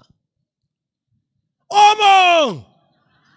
Iman ialah dasar dari yang kita harapkan dan bukti dari yang tidak kita lihat. Oke, saudara lihat. Kata kuncinya dasar. Dasar itu funderen. Tahu funderen? Tahu? Apalagi dia punya nama? Fondasi. Fondasi kalau kuat, bangunan. Fondasi miring, bangunan. Fondasi dari apa Pak Pendeta? Fondasi dari yang kita harapkan. Yang kita harapkan itu apa? Cita-cita, idealisme masa depan. Segala sesuatu yang kita mungkinkan akan terjadi. Iman dasar dari yang kita harapkan. Karena semua orang berharap. Saudara mau jadi orang yang paling kaya di Toraja, silakan. Saudara mau jadi orang paling cantik di Toraja, silakan. Saudara mau jadi orang yang paling maju, paling pintar, silakan. Pertanyaannya adalah, saudara sementara membangun harapan itu di atas dasar yang namanya apa? Itu lebih penting. Karena orang yang tidak beriman pun sementara membangun harapan-harapan. Bukti dari yang tidak kita lihat. Bukti dari yang tidak kita lihat. Pada saat banyak orang Kristen tunggu melihat baru percaya. Padahal iman itu bukti dari yang tidak kita lihat. Saya mau pakai contoh begini. Arsitek, saudara tahu arsitek? Di sini ada yang arsitek. Nah itu sudah. Arsitek, waktu dia ingin menggambar sebuah bangunan, dia mempercakapkan itu dengan dirinya. Kamar di mana, jendela di mana, pintu di mana, tangga di mana, ukuran berapa. Itu kelihatan atau tidak kelihatan? Itu dia bangun di sini. Apa yang ada di sini dia tuangkan di satu kertas sebagai gambarannya. Mulai kelihatan atau tidak? Setelah gambaran itu ada, orang mulai bekerja untuk membangun dari sesuatu yang tidak kelihatan. Dibuktikan dengan yang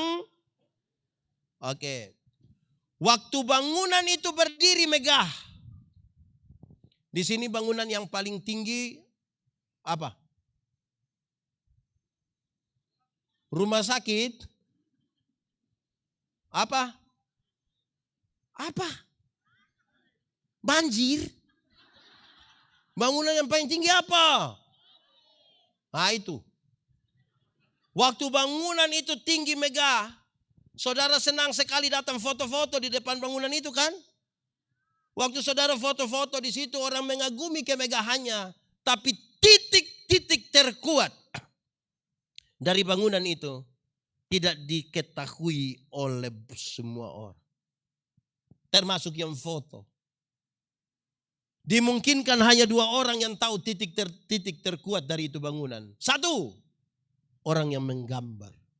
2, tukang yang bekerja.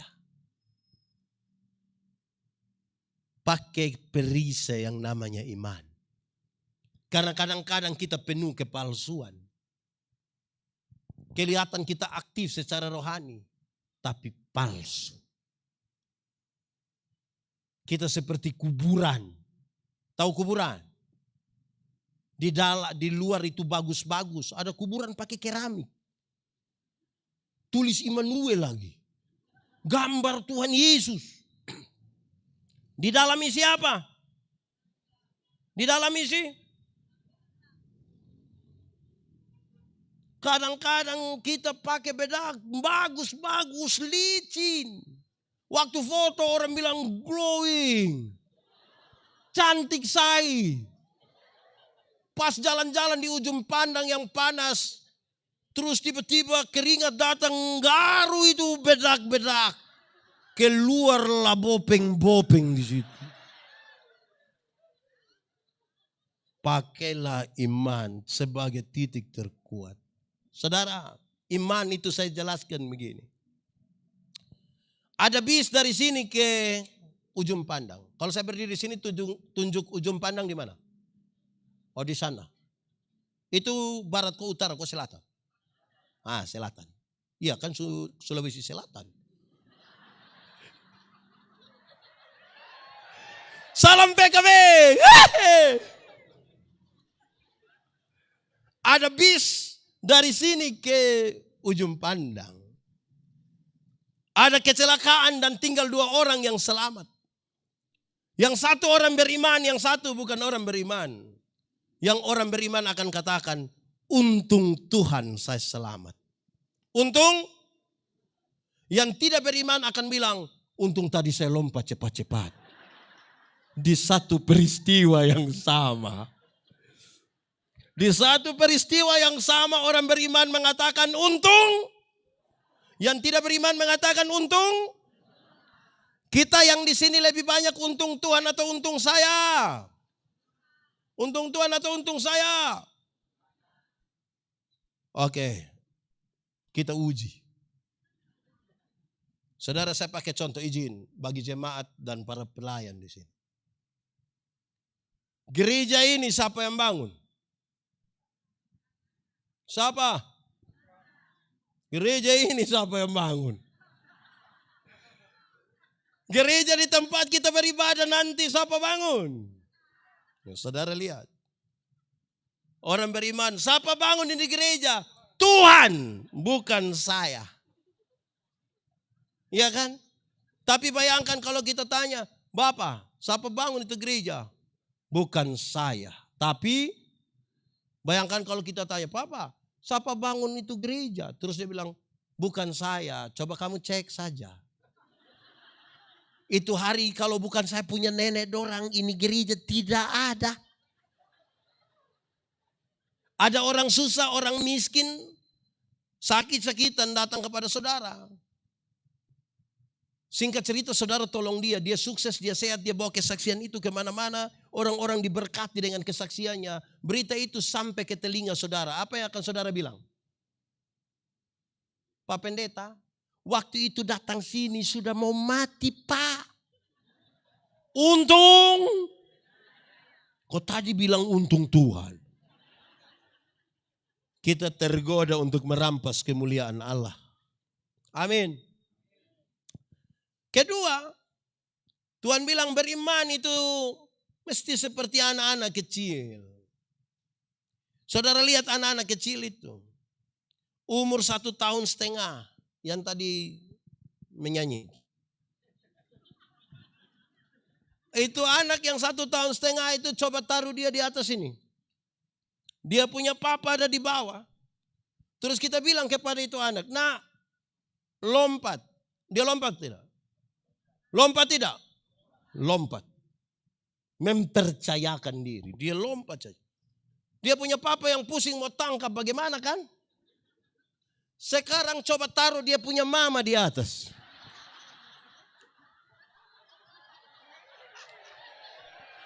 Salam PKB.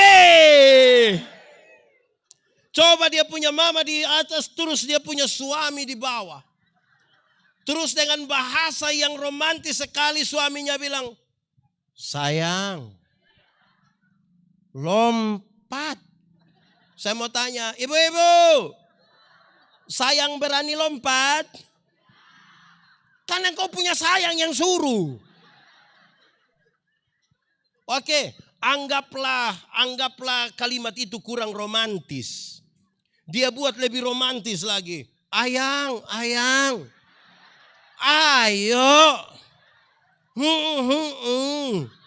Lompat. Ayang lompat.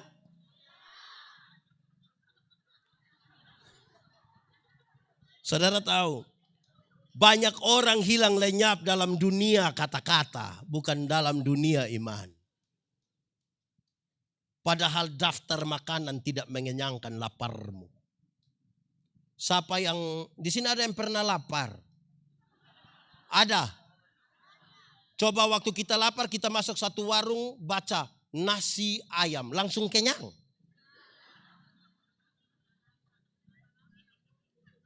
Pada akhirnya iman adalah sebuah tindakan, bukan kata-kata. Anak muda, kamu pernah mencintai seseorang? Atau semua orang kamu cintai? Kalau kita cinta pada seseorang, apakah kita pergi hanya bilang, non, saya cinta lu. Begitu. Pada akhirnya cinta adalah sebuah tindakan. Amin. Iman membuat yang tidak mungkin jadi mungkin, tapi cinta bisa membuat kita melewati batas. Silakan bikin status.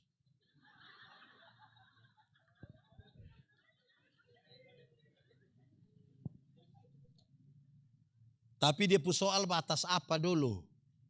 Jam batas yang tidak baik juga langkah terus. Oke. 1, ikat pinggang namanya. 2, baju zirah namanya. 3, sepatu namanya. 4, perisai namanya. 5, pakailah ketopong yang namanya kesela. Ketopong itu pelindung kepala. Helm. Masker. Tapi bukan masker bengkoang. Terbuat dari baja dan hanya dari seng atau pelat yang kasih keluar saja kita punya mata. Kalau Anda masih berdiri hingga hari ini, itu yang disampaikan oleh Paulus. Itu karena keselamatan yang Tuhan berikan. Kalau saudara dengan yakin mengatakan, saya mati dan masuk surga, itu karena Kristus mengerjakannya bagi kamu. Pakailah itu supaya engkau bisa berdiri tegak di hadapan semua bangsa. Jangan lama-lama pelayanan berperiode-periode, tapi kita tanya, yakin masuk surga? Tidak tahu ini Bapak. Kita hidup begini, ini tidak tahulah. Tidak bisa begitu. Saudara harus melayani. Ada banyak orang, banyak hamba-hamba Tuhan, banyak penatua. Di sini juga sebutan penatua diaken. Banyak hamba Tuhan, penatua diaken. Tidak meyakini apa yang dia beritakan dan apa yang dia doakan. Tapi dia mau ajak orang untuk belajar percaya. Bagaimana? Pakailah ketopong namanya keselamatan. Untung baik. Kita manusia ini berdosa semua. Waktu kita semua berdosa, siapa yang berani paksa Tuhan Allah datang untuk tolong kita? Ada yang berani paksa? Jadi kalau kemudian kita diselamatkan hanya karena kasih karunia. Seluruh perbuatan baik kita hanya sebuah ungkapan syukur. Saya kasih contoh. Anggap saja saya dengan adik ini, kita dua tidak kenal. Memang kita dua tidak kenal. Terus saya dapat dia punya nomor HP. Saya bilang, adik, sebentar malam jam 12, ketemu saya di depan kantor Bupati Toraja Utara. Dia mau? Mau? Kami dua tidak kenal. Dia ada ayam satu di rumah. Saya pergi ke dia punya rumah. Dia mau kasih saya itu ayam? Tidak. Saya ganti pertanyaannya. Saya mau kasih dia mobil baru 10 kilometer. Kira-kira dia mau ke tidak? Mau ke tidak? Mau. Terus saya beli kasih dia mobil baru. Ya tidak terlalu luar biasa juga. Pajero Sport. Waktu dia dapat itu Pajero dari saya dengan cuma-cuma. Ada perubahan perilaku dari dia ke saya kok tidak? Saya telepon jam 12 malam dia datang kok tidak? Saya pergi ke dia rumah ada ayam dia kasih kok tidak? Kenapa dia tiba-tiba baik begini ini? Karena dia baru menerima sesuatu yang cuma-cuma dari saya. Saya mau tanya, adakah ini orang yang suka tingkah-tingkah, baku tingkah dengan pelayanan di sini? Ada. Karena dia tidak memahami apa itu kasih karunia. Lalu ada kenapa pilih dia jadi majelis?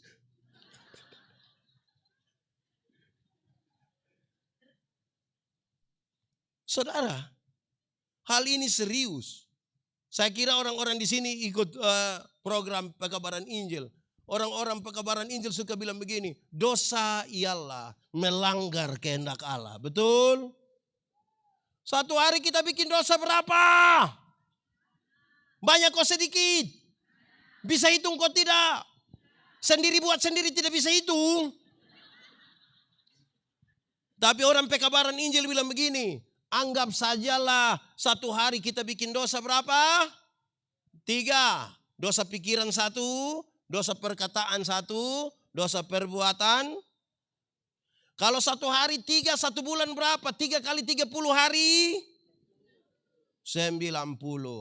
Kalau 1 tahun berapa? 90 kali 12 bulan? 1080, taruhlah 1000. Satu hari 3, 1 bulan 90, 1 tahun 1000. Coba masing-masing kalikan dengan umurnya sendiri. Pendeta Yandi umur 46 tahun, kali 1000. Kali 1000. Dengan 46.000 pendeta Yandi ke surga. Itu jangan tanya di yang semakin tua.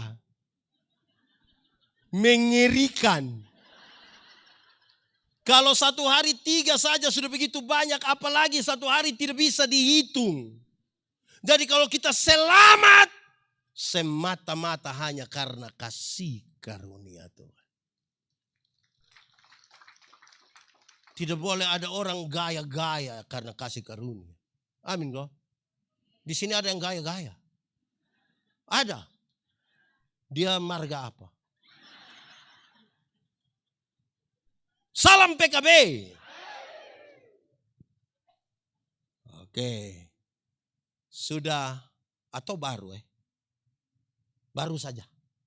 Baru 5. Tapi saudara, ini khotbah masih panjang. Tidak apa-apa toh? Kan lusa saya pulang. Saudara, saya punya istri biasa protes saya. Papa kira papa khotbah bagus. Oh iya mama, saya diundang di seluruh Indonesia ke luar negeri mama. Papa, coba cek yang orang ikuti papa khotbah. Mereka jangan sampai hanya pergi mau ketawa-ketawa. Dorang pikir papa Sule. Saya bilang mama, aduh mama kok bisa omong suami begitu. Coba tanya jangan sampai ibu bilang. Jangan sampai dorang pulang, dorang bilang engkau rugi tidak ikut pendeta Yandi khotbah. Kok iya, dia bilang apa? Tahu? Yang penting kami ketawa-ketawa. Coba kami pendeta bisa begitu. Aduh. Tapi jemaat ingat toh yang tadi saya omongkan. Ingat betul toh? Biar supaya ibu tahu. Ibu dengar saja, jemaat dengar ini. Ikat pinggang namanya.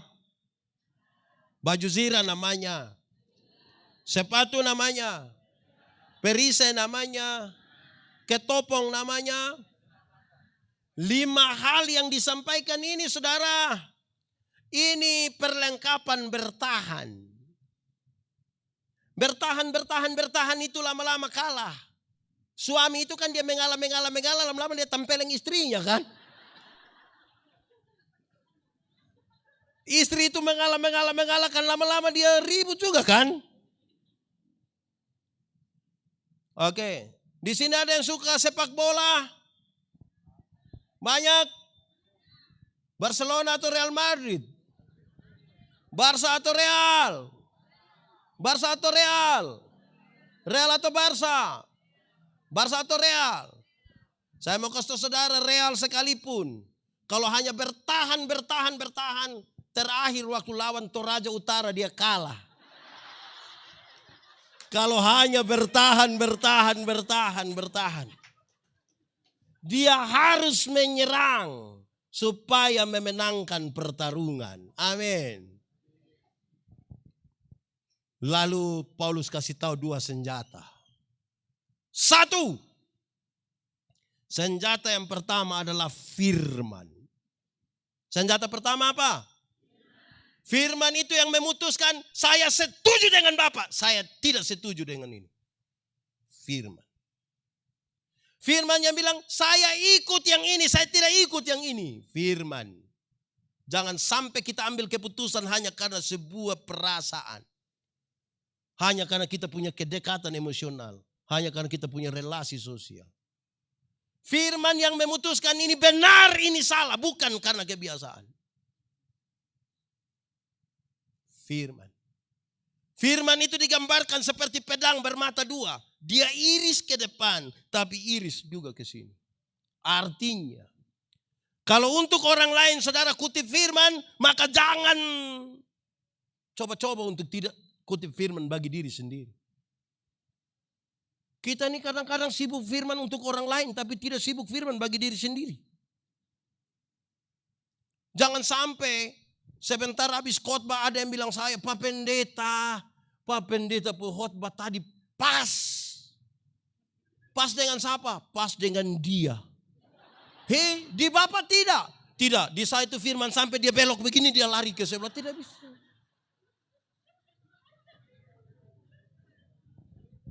Salam PKB. Firman itu seperti cermin.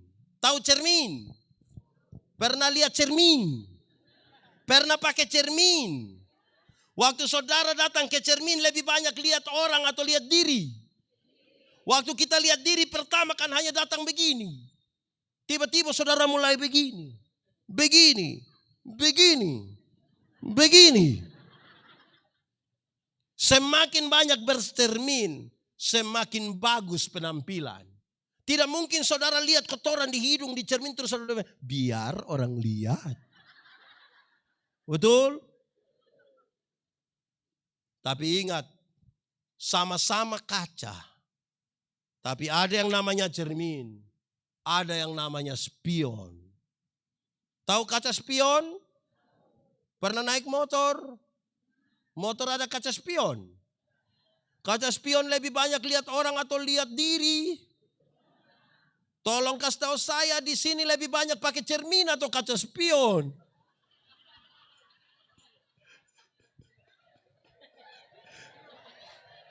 Salam PKB. Salam PKB. Hujan sudah turun. Ada 3 hal tentang hujan. 1, hujan mengajarkan kepada kita supaya duduk semakin rapat. Saya yakin hujan makin besar, mereka yang di luar itu akan bergabung di bawah tenda-tenda. Hujan mengantarkan kita untuk duduk semakin rapat. Kedua, hujan mengajarkan kepada kita supaya berteriak makin kuat. Kalau saudara di tengah-tengah hujan badai yang deras, bicaranya pelan-pelan, orang tidak mendengar apalagi menuruti. Perubahan dunia terlalu cepat. Kadang-kadang perubahan yang ini kita belum menyesuaikan diri. Perubahan berikutnya sudah datang. Suara kenabian dan suara kebenaran gereja yang sudah 110 tahun harus diteriakan lebih keras karena hujan ini sangat keras. Harus. Ketiga, ada teka-teki di kampung dulu bilang begini. Jatuh di bawah, cari di atas. Apakah itu? Apakah itu? Apakah itu? Hujan ke atap bocor kan? Kalau hujan atap bocor kan dia menetes di sini kan kita cari begini. Tidak mungkin dia menetes di bawah terus kita cari tidak tahu bocor di mana kan tidak begitu. Salam PKB. Jatuh di bawah cari di seluruh persoalan yang terjadi dalam hidupmu cari jawaban di mana? Kenapa Yesus mati bagi kita? Cari jawaban di mana? Mungkinkah seseorang berani berkorban dalam diri seperti Yesus Kristus? Tidak mungkin, hanya Tuhan yang melakukan itu. Kalau mau cari jawaban, cari di mana? Kalau kita cari hanya di dunia ini, kita disesatkan oleh banyak hal. Lanjut. Firman itu senjata pertama. Satu tadi ikat pinggang namanya. Baju sirah namanya. Sepatu namanya. Perisai namanya. Ketopong namanya. Senjata yang pertama namanya. Yang kedua, senjata yang kedua adalah doa. Senjata kedua apa? Bapak-bapak dorang ini tahu berdoa semua. Coba ibu-ibu. Ibu-ibu. Coba dengan sangat jujur engkau katakan bahwa suamimu memang tidak tahu berdoa.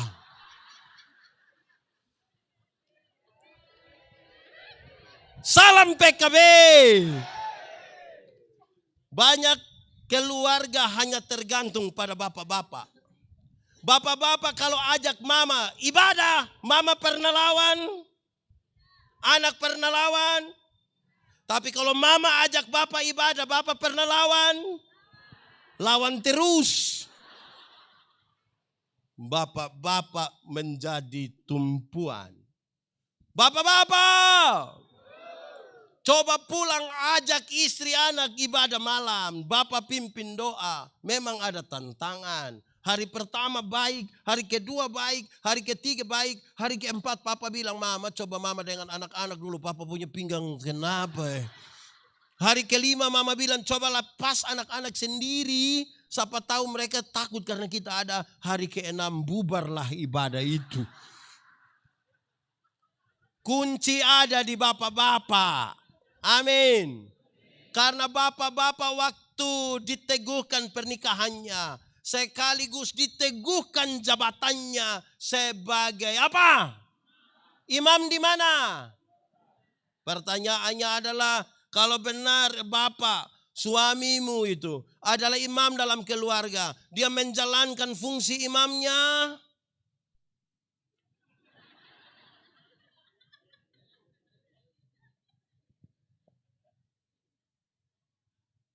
Dia menjalankan? Ibu-ibu omong saja, bapak dong tidak lihat, ibu dong pemulut. Doa. Saudara-saudara, saya mau kasih tahu saudara doa. Boleh saya tambah kira-kira 5-7 menit begitu bolehkah? Oke. Doa itu relasi, bukan kata-kata. Doa apa? Relasi, bukan kata-kata.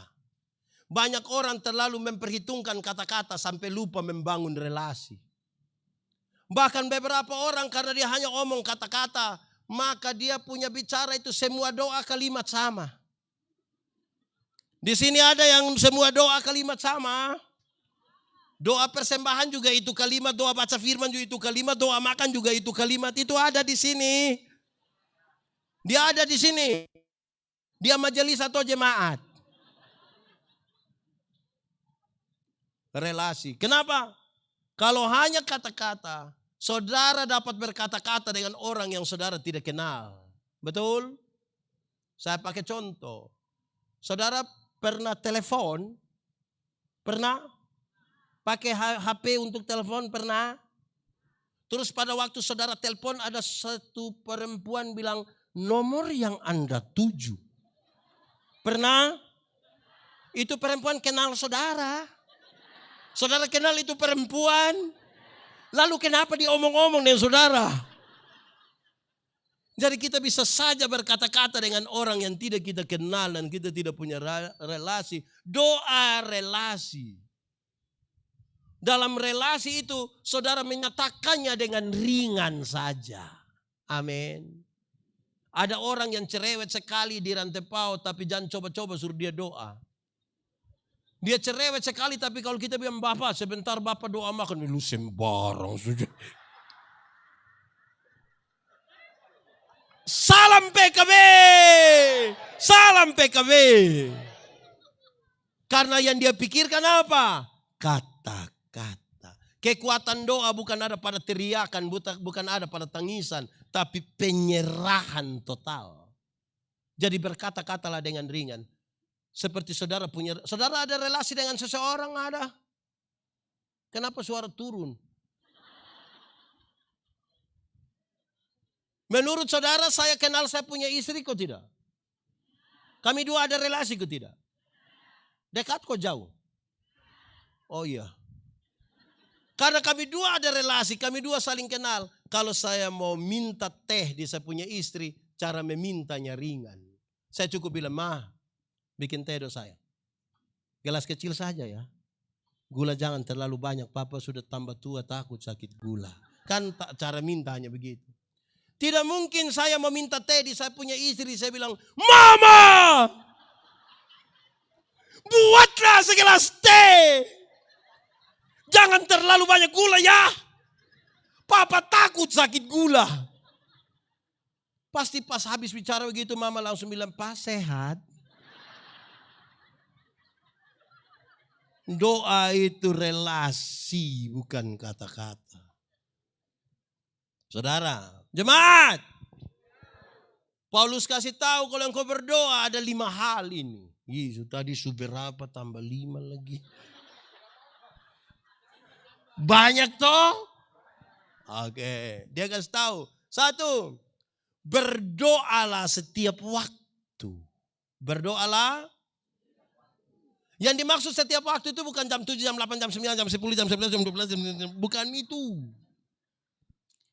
Berdoalah di waktu kamu susah, di waktu kamu senang, di waktu kamu naik, di waktu kamu turun, di waktu kamu ada dalam keadaan apapun. Berdoalah. Kenapa?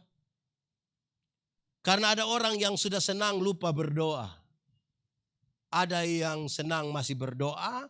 Ada yang sudah senang lupa. Ada yang susah masih berdoa. Tapi ada yang ketika susah dia berhenti berdoa. Bahkan dia bilang Pak Pendeta kita doa juga sama.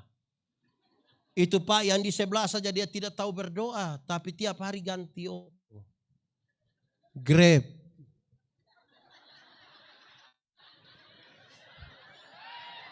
Salam PKB.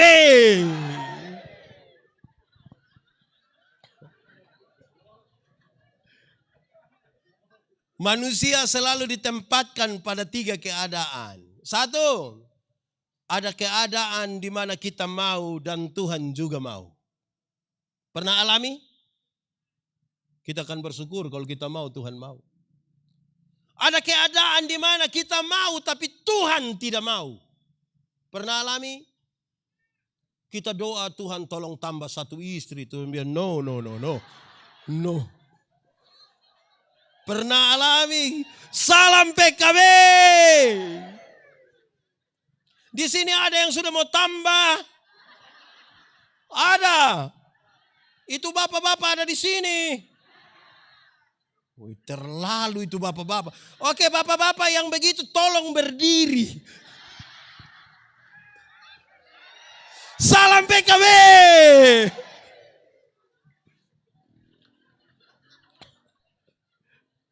Ya ternyata saya yang berdiri. Aduh. Ada keadaan di mana Tuhan mau tapi kita tidak mau. Tuhan mau, hei engkau berhenti berjudi. Tapi kita masih belum mau. Betul. Tuhan mau kita berdamai tapi kita masih marah. Betul. Saya suka itu ibu yang bilang. Betul.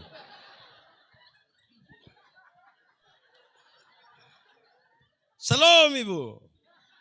Salam PKB. Saudara-saudara, berdoalah setiap waktu. Kedua, berdoalah dalam roh. Berdoa? Yang dimaksud dengan berdoa dalam roh bukan berarti berdoa dalam bahasa roh. Apalagi kalau saudara tidak mengerti. Berdoa dalam roh artinya dalam kesatuan dengan Roh Kudus. Kenapa? Tuhan yang kita sembah, Tuhan yang kudus. Tuhan yang kepadanya kita datang, dia kudus. Ingat, yang kudus tidak dapat bersatu dengan yang tidak kudus. Yang gelap tidak dapat bersatu dengan yang terang. Tanggalkanlah kasutmu sebab tempat di mana engkau berdiri itu kudus. Banyak orang bisa berkata-kata doa ya dengan baik tapi tidak menjaga kekudusan hidupnya. Dia berkhotbah di acara pernikahan berapi-api, syukuran khotbah berapi-api. Habis dia yang minum di pinggir situ.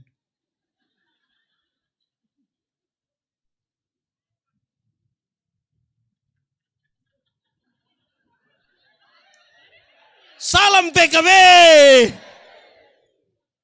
Saudara, ini serius.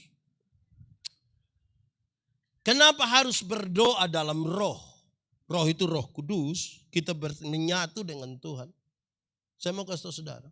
Banyak orang suka kutip Amsal Roma 8 ayat 28. Tahu dia punya bunyi? Nah bilang apa dia bunyi? Roma 8 ayat 28. Bilang. Tuhan turut bekerja. Untuk mendatangkan. Oke. Jangan cepat-cepat pergi ke ayat 28. Karena masih ada ayat 26 dan 27 dia kasih tahu. Roh berdoa untuk hal yang tidak terkatakan dari mulut. Dalam kesatuan dengan roh, dia menyatakan hal-hal yang tidak terkatakan.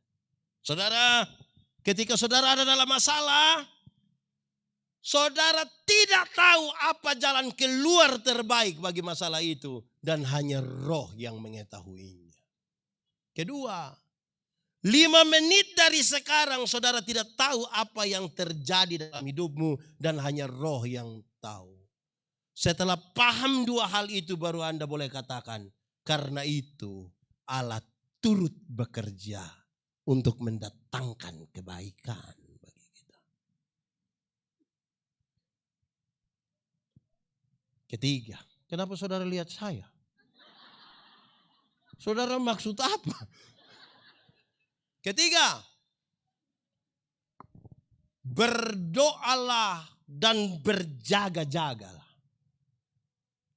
Berdoa dan berjaga-jaga sangat berkaitan dengan kerjakanlah apa yang harus saudara kerjakan dan biarkanlah Tuhan mengerjakan apa bagian Tuhan. Maksimalkan kita punya bagian. Contoh, jemaat, ada yang punya kios di rumah. Coba setelah berdoa terus saudara pulang sebentar bilang pada anak-anak. Anak-anak sebentar malam kamu langsung tidur saja. Tidak usah tutup kios. Terus anak-anak bilang, loh kenapa tidak tutup? Hah, kamu takut, kita kan sudah berdoa. Menurut saudara besok gula hilang kok tidak? Kopi, rokok, saguer. Ada jual. Tuak. Oke. Yang kita punya bagian kita kerjakan secara maksimal. Biarkan Tuhan mengerjakan bagiannya. Amin. Tuhan menyiapkan masa depan bagi anak-anak kita. Amin. Oke. Saya percaya itu. Saudara percaya itu juga Tuhan menyiapkan masa depan bagi anak-anakmu? Percaya. Tapi yang antar itu anak-anak ke sekolah, bukan Tuhan yang antar. Siapa yang antar? Siapa yang antar? Orang tua. Atau siapa di sini yang karena terlalu sibuk, malam-malam, pagi-pagi dia berdoa, Tuhan, saya sibuk jadi Tuhan tolong jemput anak orang ke sekolah. Kalau Tuhan yang jemput pulang kita menangis, Bapak. Salam PKB. Kerjakanlah bagian kita. Bapak-bapak, fungsi bapak-bapak sudah dijalankan dengan baik. Salam PKB. Ibu-ibu, fungsi ibu-ibu sudah dijalankan dengan baik. Salam PWG.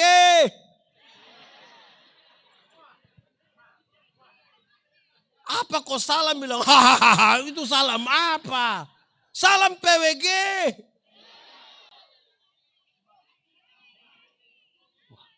Saya pusing lah. Sudah ada salam PWG. Apa? Apa? Sudah.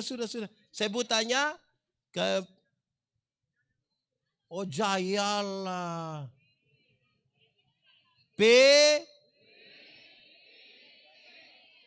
Nah itu sudah. Oke. Sudah 3. Tadi apa lagi pertama berdoa? Oh hanya di sini yang ngomong, di situ tidak ngomong. Saya pu istri nanti bilang betul. Pertama doalah. Kedua berdoa. Ketiga berdoa. 4. Berdoalah tanpa putus-putus.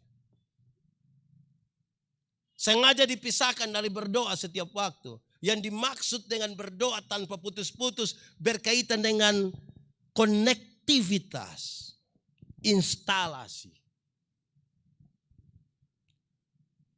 Jemaat, ada rumah, di rumah ada pasang listrik, terinstalasi atau tidak? Karena dia terinstalasi maka kita mau cas HP tinggal colok. Mau kasih hidup AC tinggal kasih hidup televisi. Karena dia terinstalasi, terkoneksi. Tanpa putus.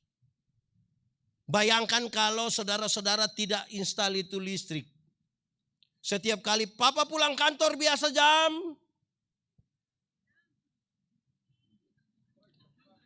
Kok aneh-aneh bapak di sini pulang kantor.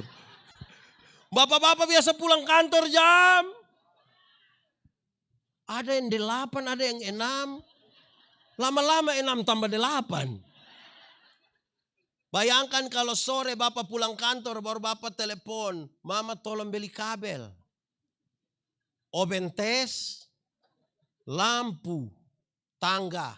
Dan setiap hari bapak pulang hanya suruh beli oven. Konektivitas.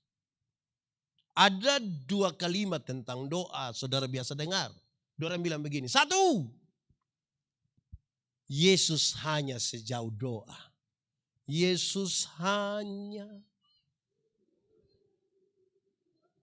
Saudara tahu lagu ini? Kalau tahu pulang baru menyanyi. Kita dengar khotbah dulu. Yesus hanya sejauh doa. relasi kita itu salah satu penentunya adalah doa-doa kita. Amin. Kedua dia bilang begini. Doa adalah nafas hidup orang percaya. Saudara ada nafas? Coba tahan nafas. Bisa tahan 1 menit? 2 menit? 2 jam? Bisa? Kalau kita tahan 2 jam, orang yang pikul kita. Saudara lihat, jangankan sampai tanpa napas. Napas sesak saja kita pusing. Di sini ada yang asma. Saudara tahu kalau kita napas sesak itu kan tarik, dia seperti tidak turun di sini. Dia di sini, kita mesti...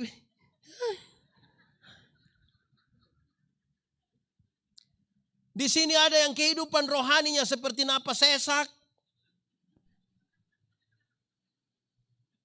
Ada. Berdoalah dalam itu, konektivitas terus menerus. Kelima, berdoalah juga untuk orang lain. Saudara pernah berdoa untuk orang lain? Doa serahkan.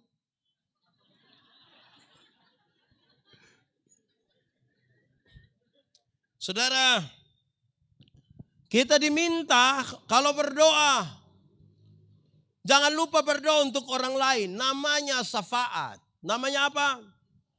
Syafaat berarti kita berdiri menggantikan orang lain untuk menyampaikan keluhan-keluhannya. Kepada Timotius, Paulus ajar. Hei Timotius, jangan lupa berdoa bagi ini, bagi ini, bagi ini. Dalam kaitan dengan pemerintah, Paulus bilang begini. Tidak ada pemerintah yang tidak berasal dari Allah. Berarti pemerintah itu datang dari Allah. Suara rakyat, suara Allah. Tapi dia kasih tahu Timotius, berdoalah bagi para pemimpinmu. Kenapa? Karena ketika dia jadi pemimpin, dia ada di satu puncak tertentu. Di puncak itu dia dikelilingi oleh ring 1, ring 2 dengan kepentingannya. Tempat itu kemudian akan menjadi sangat-sangat licin. Padahal dia di tempat yang licin itu dia akan mengambil keputusan menyangkut saudara-saudara semua termasuk yang BLT itu. Karena itu berdoalah betul-betul supaya dia di sini dia tidak tergelincir dan jatuh. Karena ada banyak kepentingan. Ring 1 ada kepentingan. Ring 2 ada kepentingan. Partai politik ada kepentingan. Penyandang dana ada kepentingan. Istri juga ada kepentingan. Ipar-ipar ada kepentingan. Berdoalah supaya dia tidak jatuh di situ. Kenapa saudara lihat saya? Saudara lihat sekarang. Menjadi lengkapkan. Kenakanlah seluruh perlengkapan rohani di 110 tahun. Injil masuk di sini. Yang dari jauh orang sudah lihat dia punya. Di mana? Itu di sana. Sekarang nilainya yang mau kita mainkan dan kita pakai sekarang. Ikat pinggang namanya. Baju sirah namanya. Sepatu namanya. Perisai namanya. Ketopong namanya. Senjata pertama. Senjata kedua. Dalam doa pertama berdoalah. Kedua berdoa. Ketiga berdoa dan keempat berdoalah tanpa. Dan yang kelima berdoalah. Kalau saudara lakukan itu saya percaya. Kemuliaan Tuhan terjadi di tempat ini. Di tempat ini nama Tuhan dipermuliakan. Apa saja yang engkau buat berhasil. Karena engkau berjalan dan hidup bersama-sama dengan Tuhan. Mari tunduk kepalamu di hadapan Tuhan. Angkat hatimu kepada Tuhan dan berdoalah. Nikmati 1-2 menit bersama Tuhan. Curahkanlah isi hatimu dengan jujur.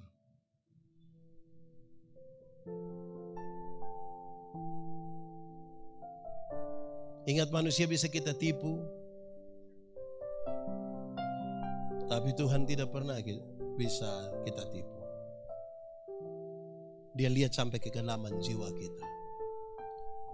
Para singa sebantu. Tuhan tak pernah janji, langit selalu biru, tetapi Dia berjanji Lalu menyertai.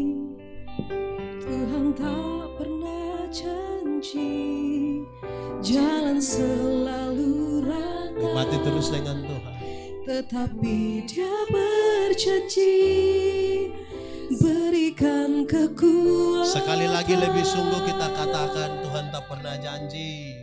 Tuhan tak pernah janji, langit selalu biru, tetapi Dia berjanji, selalu menyertai.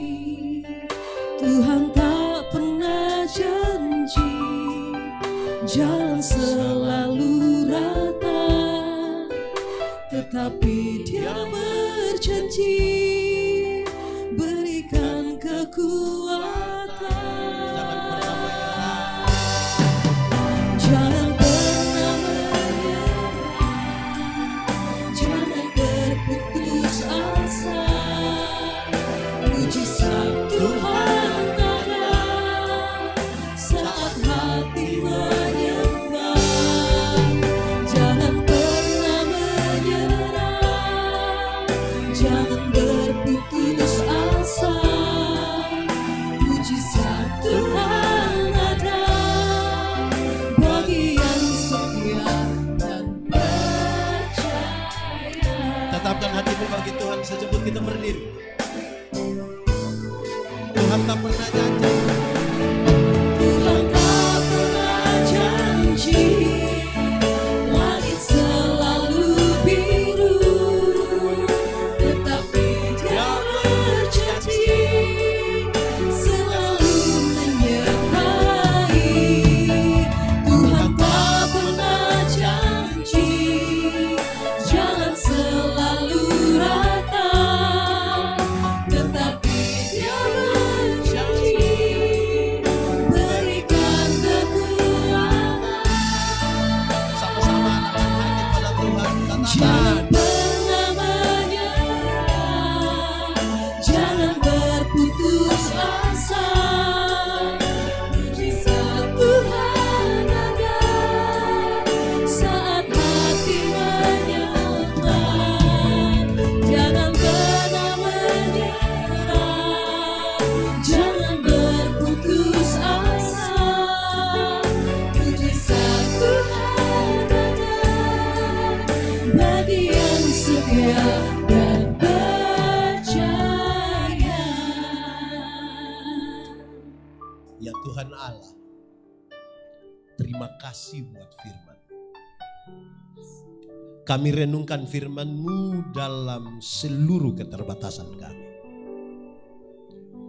Tapi kami tahu kalau Tuhan di dalam kami dan kami di dalam Tuhan, benih-benih firman ini akan bertumbuh dan berbuah dalam hidup kami. Firman-Mu akan menjadi pelita bagi kaki kami sekaligus terang bagi jalan kami.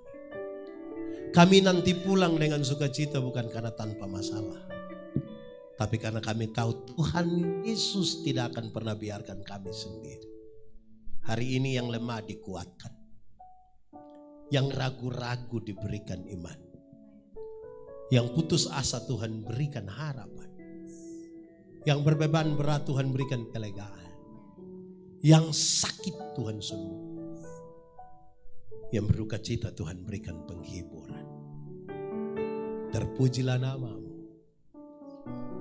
Di dalam nama Yesus kami berdoa. Amin. Beri kemuliaan bagi nama Tuhan. Silakan duduk kembali, Tuhan Yesus memberkati. Salam PKB. Tuhan memberkati kita.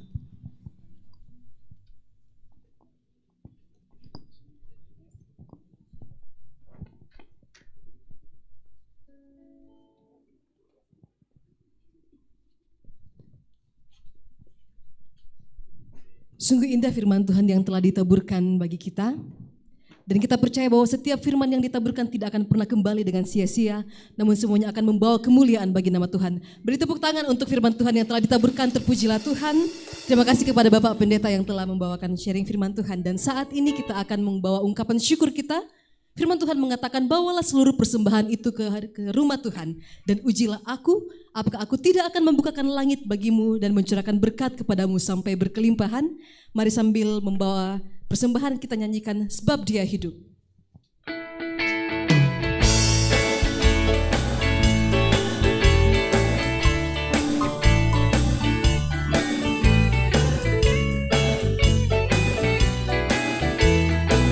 Anak Allah Yesus namanya. Anak Allah Yesus namanya, Menyembuhkan, menyucikan, bahkan mati tebus dosaku. bahkan mati tebus dosa. Kubur kosong membuktikan Dia hidup. Kubur kosong membuktikan Dia hidup. Katakan sebab Dia hidup ada hari esok. Sebab Dia hidup ada hari esok. Sebab Dia hidup ku tak gentar. Sebab Dia hidup ku tak gentar. Karena ku tahu Dia pegang hari esok. Karena ku tahu Dia pegang hari Hidup jadi berarti sebab Dia hidup. Hidup jadi berarti sebab Dia hidup.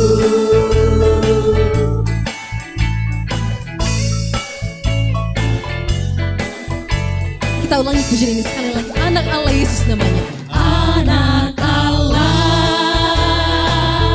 Yesus namanya, Menyembuhkan, menyucikan, menyembuhkan,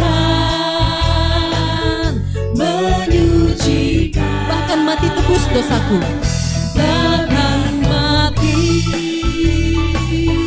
tebus dosa. Kubur kosong membuktikan Dia hidup. Kubur kosong membuktikan Dia hidup. Sebab Dia hidup ada hari esok. Sebab Dia hidup ada hari esok. Sebab Dia hidup Ku tak gentar. ku tak gentar. Karena ku tahu Dia pegang hari esok. Karena ku tahu Dia pegang hari esok. Hidup jadi berarti sebab Dia Sebab Dia hidup ada hari esok.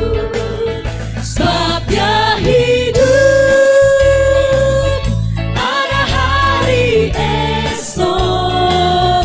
Sebab Dia hidup ku tak gentar.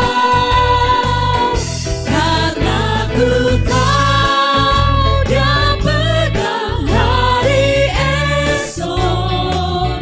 Hidup jadi berarti sebab Dia hidup. Betapa baiknya Tuhan kita, karena itu Dia layak untuk kita puji. Mari sambil membawa ungkapan syukur kita nyanyikan pujian. Betapa baiknya Engkau Tuhan.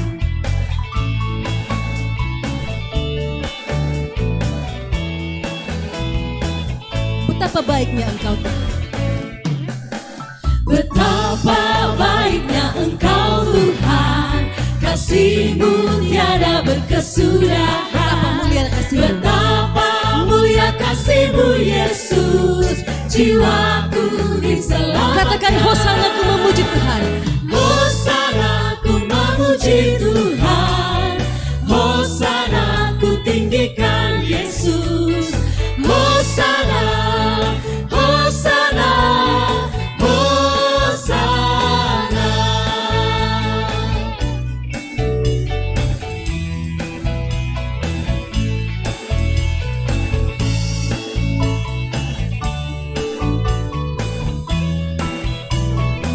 Betapa baiknya Engkau Tuhan.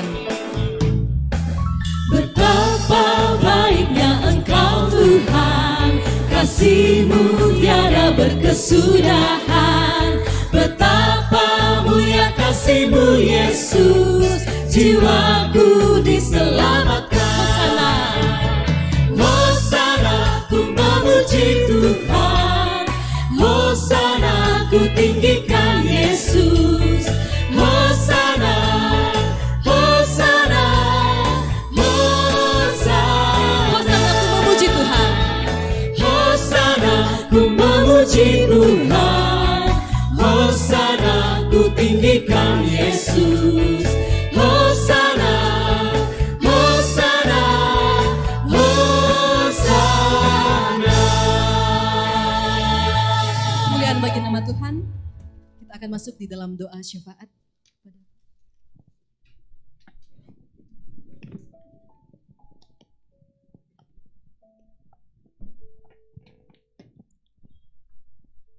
Bapak Ibu Saudara-saudara, mari kita berteduh diri di hadapan Tuhan dan kita berdoa.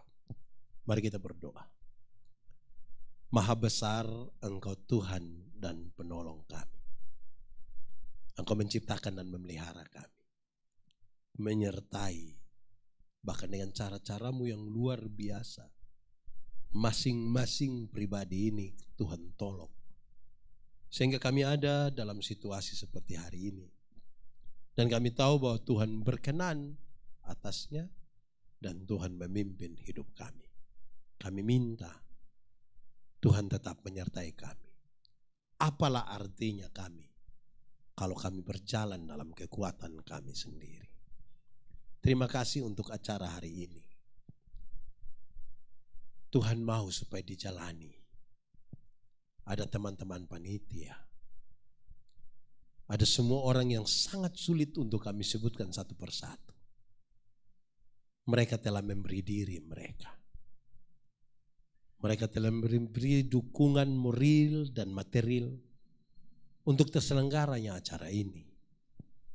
Mereka telah mengambil bagian dalam acara hari ini. Harapan kami Tuhan, jadilah kepada kami seperti kehendak-Mu.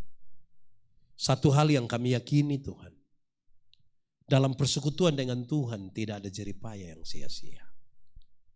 Begitupun semua jemaat yang mengikuti ini secara live di rumah.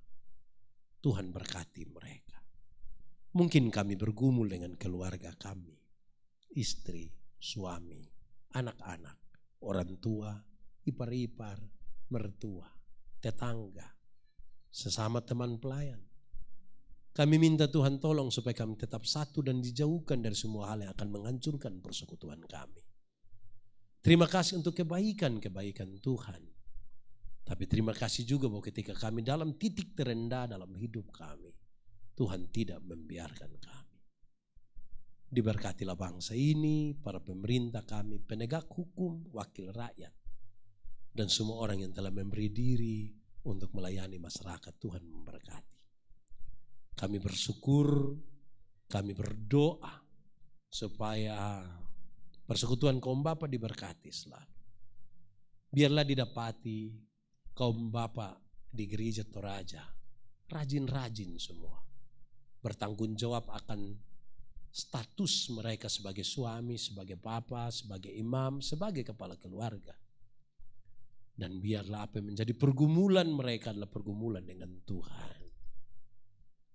Pekerjaan, masa depan anak-anak, sakit, hari tua, pasangan hidup, sekolah dan lain-lain. Tuhan berkati. Terima kasih banyak Tuhan. sah semua yang kami lakukan hari ini Tuhan. Kami mau persembahkan untuk kemuliaan nama Tuhan. Diberkatilah para hamba-hamba Tuhan. Diberkatilah semua orang. Dalam kelemahan dan kekurangan mereka kami percaya kuasa, mujizat, dan kemuliaan serta kesempurnaan Allah dinyatakan. Terpujilah namamu. Di dalam nama Yesus kami berdoa. Amin.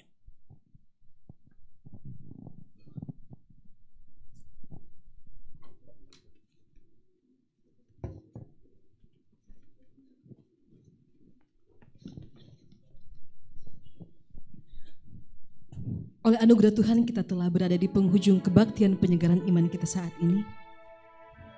Jika Tuhan yang penuh kuasa dan yang kasih-Nya melimpah ada di pihak kita, terhadap siapakah kita harus takut? Apakah yang dapat dilakukan manusia terhadap kita? Mari kembali dengan iman bahwa kuasa dan kasih Tuhan akan selalu beserta kita saat ini sampai kepada akhir zaman. Mari berdiri. Kita nyanyikan pujian El Shaddai dalam bahasa Toraja.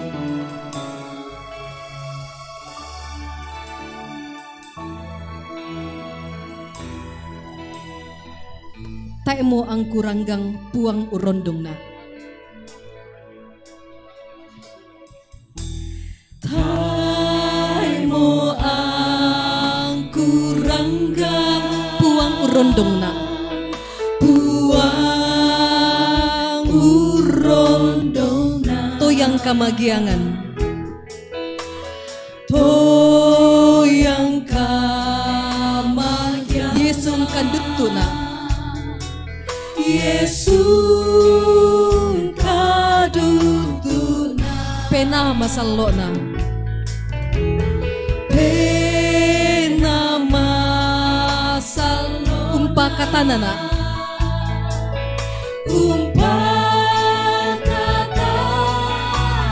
matoto ranungku ia empasakena matoto ranungku ia empasakena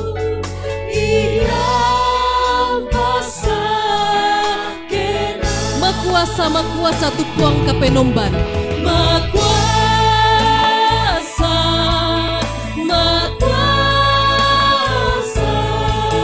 tupuang kapenomban matande tupuang malabi sanganda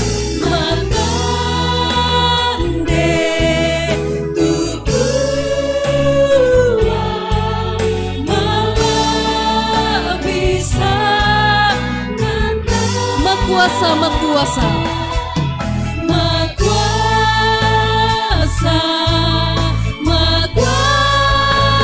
puang kapenomban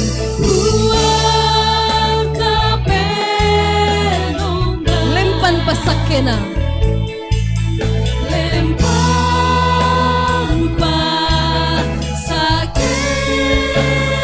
puang makuasa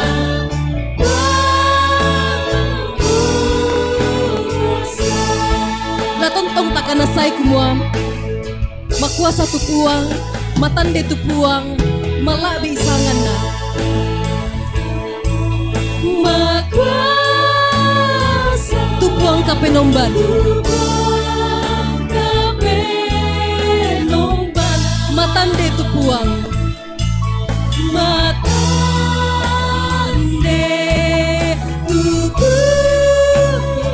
malabi isangan na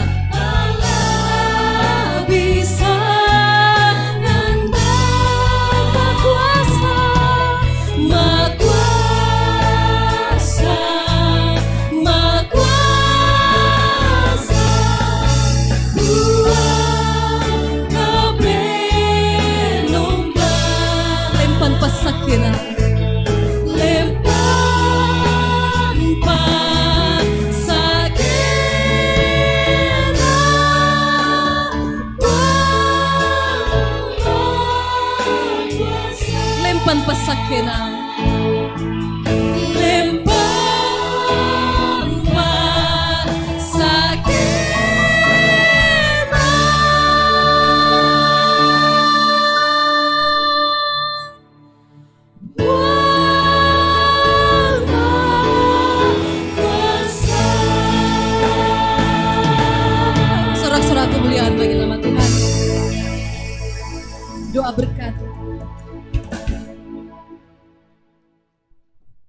Pulanglah saudara-saudara dalam hidup dan tugasmu dengan selamat. Mari arahkan hatimu pada Tuhan. Terimalah berkat Tuhan. Tuhan memberkati engkau dan melindungi engkau. Tuhan menyinari engkau dengan wajahnya dan memberi kepadamu kasih karunia.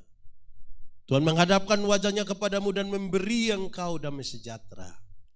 Tuhan pasti menjaga keluar masukmu dari saat ini kekal selama-lamanya. Yang percaya sama-sama kita katakan. Amin. Ibadah selesai.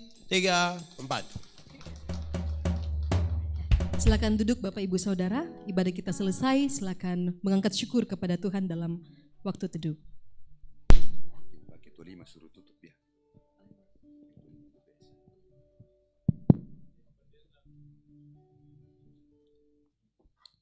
Bungi melo solanasang kure sumanga masokan puang umpe bali pangandota solanasang kita diberi cuaca yang luar biasa.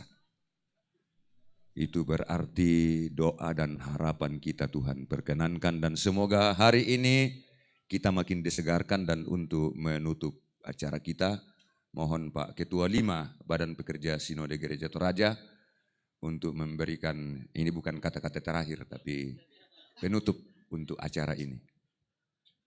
Ini Kepala Dinasnya OIG ini. Kure semangat, yang pasti ini bukan khotbah edisi kedua. Jadi puji nama Tuhan, malam ini kita berbahagia sekali boleh berjumpa secara langsung dengan hambanya Pendeta Yandi Manobe dari Kupang. Selama ini kita sering melihat beliau di YouTube khotbah dan malam ini boleh menjumpai kita, menyapa kita, menegur, menasehati, membaharui, mendorong, memotivasi kita lewat firman Tuhan.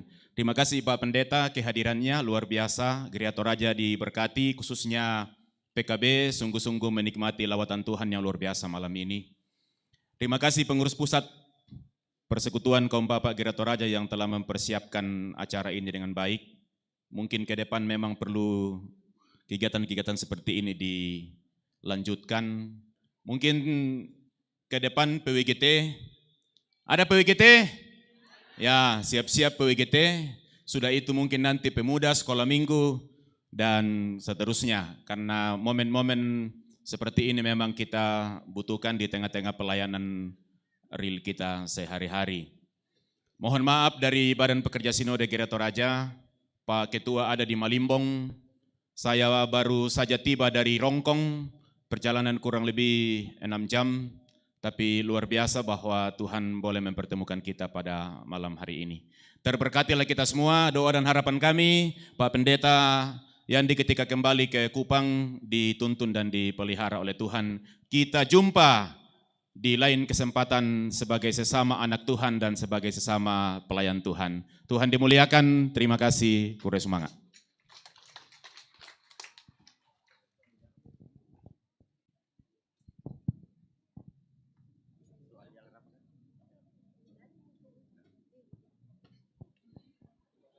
Atas nama pengurus pusat Persekutuan Kaum Bapa Gereja Toraja menyampaikan selamat untuk kita semua. Selamat malam, Tuhan memberkati. Mungkin pengurus pusat rekan ke panggung, kita foto bersama dengan Pak Pendeta.